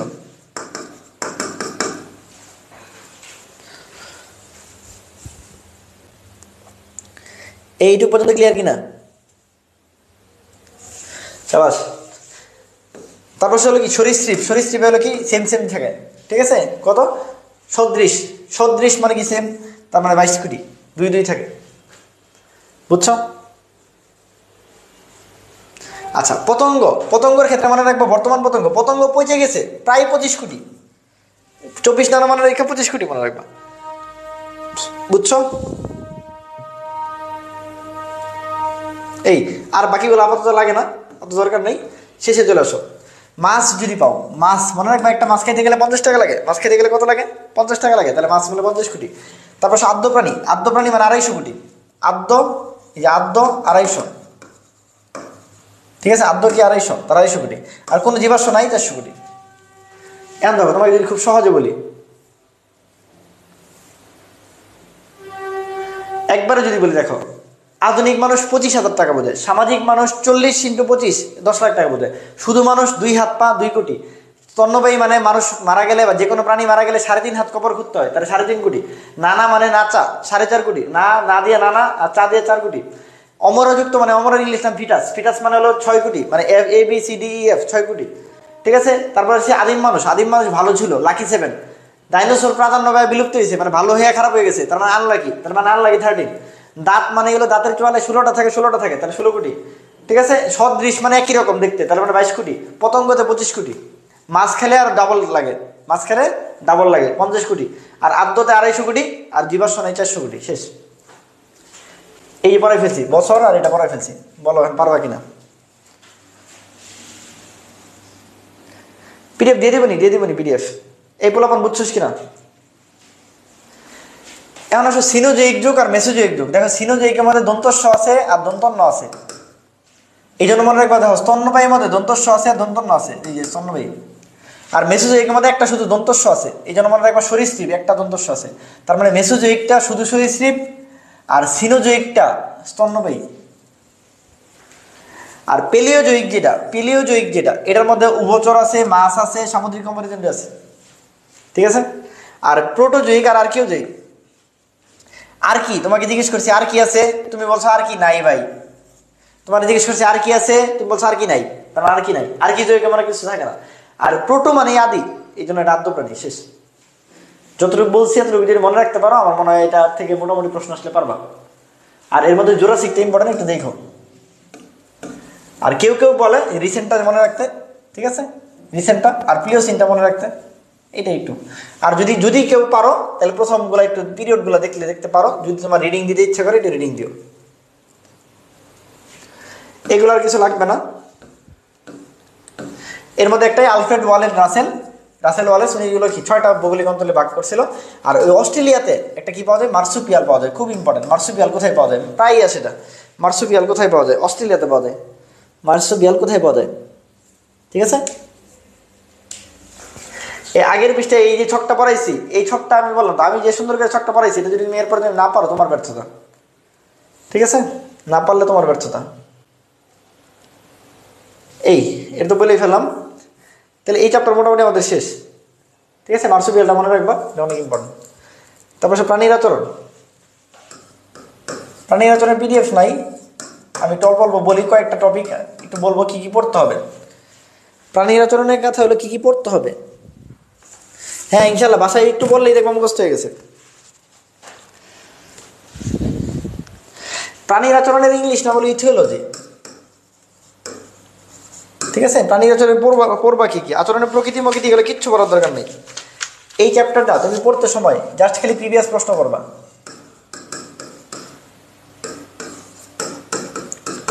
প্রিভিয়াস কোশ্চেন করবা, প্লাস 30 মিনিট সময় দিবা। কয় মিনিট? 30 মিনিটের বেশি সময় দিবা না, ঠিক আছে। আচ্ছা আমি কি কি বলে দিতেছি, তোমাকে কি কি পড়তে হবে। সবার আগে পড়বা ট্যাক্সিস উদাহরণ সহ। ট্যাক্সিসগুলো কি পড়বা? উদাহরণ সহ পড়বা, উদাহরণ সহ ট্যাক্সিস পড়বা। প্রত্যেকটা ট্যাক্সিস উদাহরণ সহ পড়বা, প্রত্যেকটা ট্যাক্সিস উদাহরণ সহ পড়বা, মনে থাকবে। প্রত্যেকটা ট্যাক্সিস কি বলছি, উদাহরণ সহ পড়বা। আচ্ছা এরপরে কি পড়বা? প্রতিবর্ত ক্রিয়া, ঠিক আছে। এরপরে কি পড়বা? এফএপি, খুব ইম্পর্টেন্ট, এফএপি মাস্ট। প্রতিবর্ত ক্রিয়ার পরে কি বলছি? এফএপি মানে ফিক্সড অ্যাকশন প্যাটার্ন, এফএপিতে মূল বৈশিষ্ট্য আমি একটু বলে দেই, মনে রাখবা বাঘ দেখলে যা হয় তাই। একটা ভাগ যদি তুমি দেখো, এফএপির বৈশিষ্ট্যগুলো যদি তোমাকে একটু বলে দিই। একটা ভাগ যদি তুমি দেখো, তাহলে তুমি বাঘরে প্রথম দিন দেখলো যে কাজ করবা, উল্টা দিকে দৌড় দিবা। 100 দিন পরে দেখলেও একই কাজ করবা। তার মানে একই রকম কাজ করবে। 2, তুমি যেরকম দেখলে দৌড় দিচ্ছ, বাংলাদেশের যে কেউ হইলে সেও দৌড় দিবে, তার মানে প্রত্যেক প্রজাতি একই রকম কাজ করবে। ঠিক আছে? আচ্ছা, এখন তুমি ঘুমায় থেকে বাঘ দেখলেও তুমি যেরকম দৌড় দিবা, মানে ঘুমের মধ্যে দৌড় দিবা, তুমি জায়গা থাকলে তুমি দৌড় দিবা, তুমি যদি যে কোনো সময় দেখো দৌড় দিবা, মানে যে কোনো অবস্থায় থাকলে তুমি দৌড় দিবা। ঠিক আছে? আচ্ছা, সারা যদি তুমি একবার যদি দৌড় দাও, ওই যে তোমার বললাম তুমি 1000 দিনে যদি তোমার বাঘের সাথে দাও, তুমি দৌড়ি দিবা। ঠিক আছে? আর ওই সময় তুমি কি করবা? ওই সময় সেলফি তুলতে যাবা না, তুমি একটা কাজই করবা। তার মানে এই এফএপির বৈশিষ্ট্য তুমি মনে রাখবো পুরোটা বাঘ দিয়ে। বাঘ দেখলে যে কাজ করি এটা এফএপি। ঠিক আছে? আচ্ছা, এরপরে পড়বা কি 4 নাম্বার মাকড়সা। ঠিক আছে?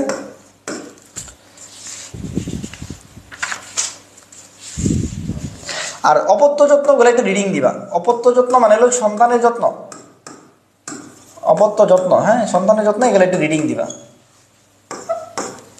ঠিক আছে? তারপর সে প্যাভলভের তত্ত্ব। প্যাভলভের তত্ত্বটা বললামই, খুবই সহজ, কুকুরের লালার প্রতিবর্তী ক্রিয়া। আর লাস্ট আছে মৌমাছি। ঠিক আছে? মানে এই চ্যাপ্টারে সময় দেওয়ার কিছু নাই, এই চ্যাপ্টারে জাস্ট খালি একটু রিডিং দিবা। এই চ্যাপ্টারে জাস্ট সময় দেওয়ার কিছু নাই। ধরে দিবি না? তুই তো তাহলে সাহসী অনেক। গুড, ইমরান হোসেন। ঠিক আছে? এইটুকু দেখলেই তাহলে হবে ইনশাল্লাহ। এই মোটামুটি আজকে তাহলে আমাদের লেকচার তাহলে শেষ। সোনার বাংলাদেশ ক্লিয়ার? পোলাপান বল, নে একটা ছবি তুল, লাইট জ্বালাই, অন্ধকার হয়ে গেছি।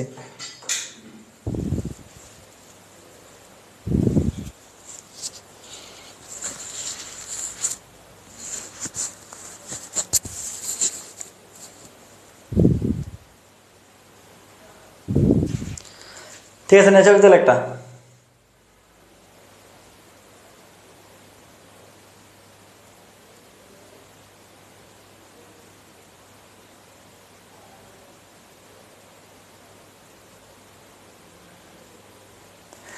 এই চ্যাপ্টার ক্লিয়ার হয়েছে তো?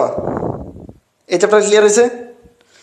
হ্যাঁ, ঠিক আছে। যদি ভালো লাগে তাহলে একটা হলো কি দিস, আর হলো আমি ওই যে রক্তের যে অংশটা আছে ওটা আমি হলো গ্রুপে আপলোড দিয়ে দিচ্ছি এখনই। হ্যাঁ, ঠিক আছে, রক্তের যে অংশটা আছে আমি গ্রুপে আপলোড দিয়ে দিচ্ছি। ঠিক আছে, সবাই ভালো থাক। আর গ্রুপে একটা রিভিউ দিস, যদি ভালো লাগে রিভিউ দিলে তখন ক্লাস নেওয়ার না, যেটা একটু বেশি পাই। আর কালকে প্রাইভেট গ্রুপে ক্লাস নেবো একটা। হ্যাঁ, ঠিক আছে, যারা যারা করতে পারস করিস, আর যদি করতে সমস্যা হয় তাহলে করার দরকার নেই, পরবর্তীতে করিস, আমি ক্লাসটা নিয়ে নিব আর কি। ঠিক আছে? সবার জন্য জোর জবরদস্তি না, যদি করতে ইচ্ছা হয় প্রাইভেট গ্রুপে আমি ক্লাস নেবো, করতে পারো, আর না করলে সমস্যা নেই, পরে করে নিও। ঠিক আছে? আর পরশু দিন তো মেডিকেল পরীক্ষা, যেহেতু সবার জন্য বেস্ট অফ লাক, সবার জন্য শুভকামনা রইল। হ্যাঁ, ঠিক আছে, তো ভালো থাকো। আসসালামু আলাইকুম।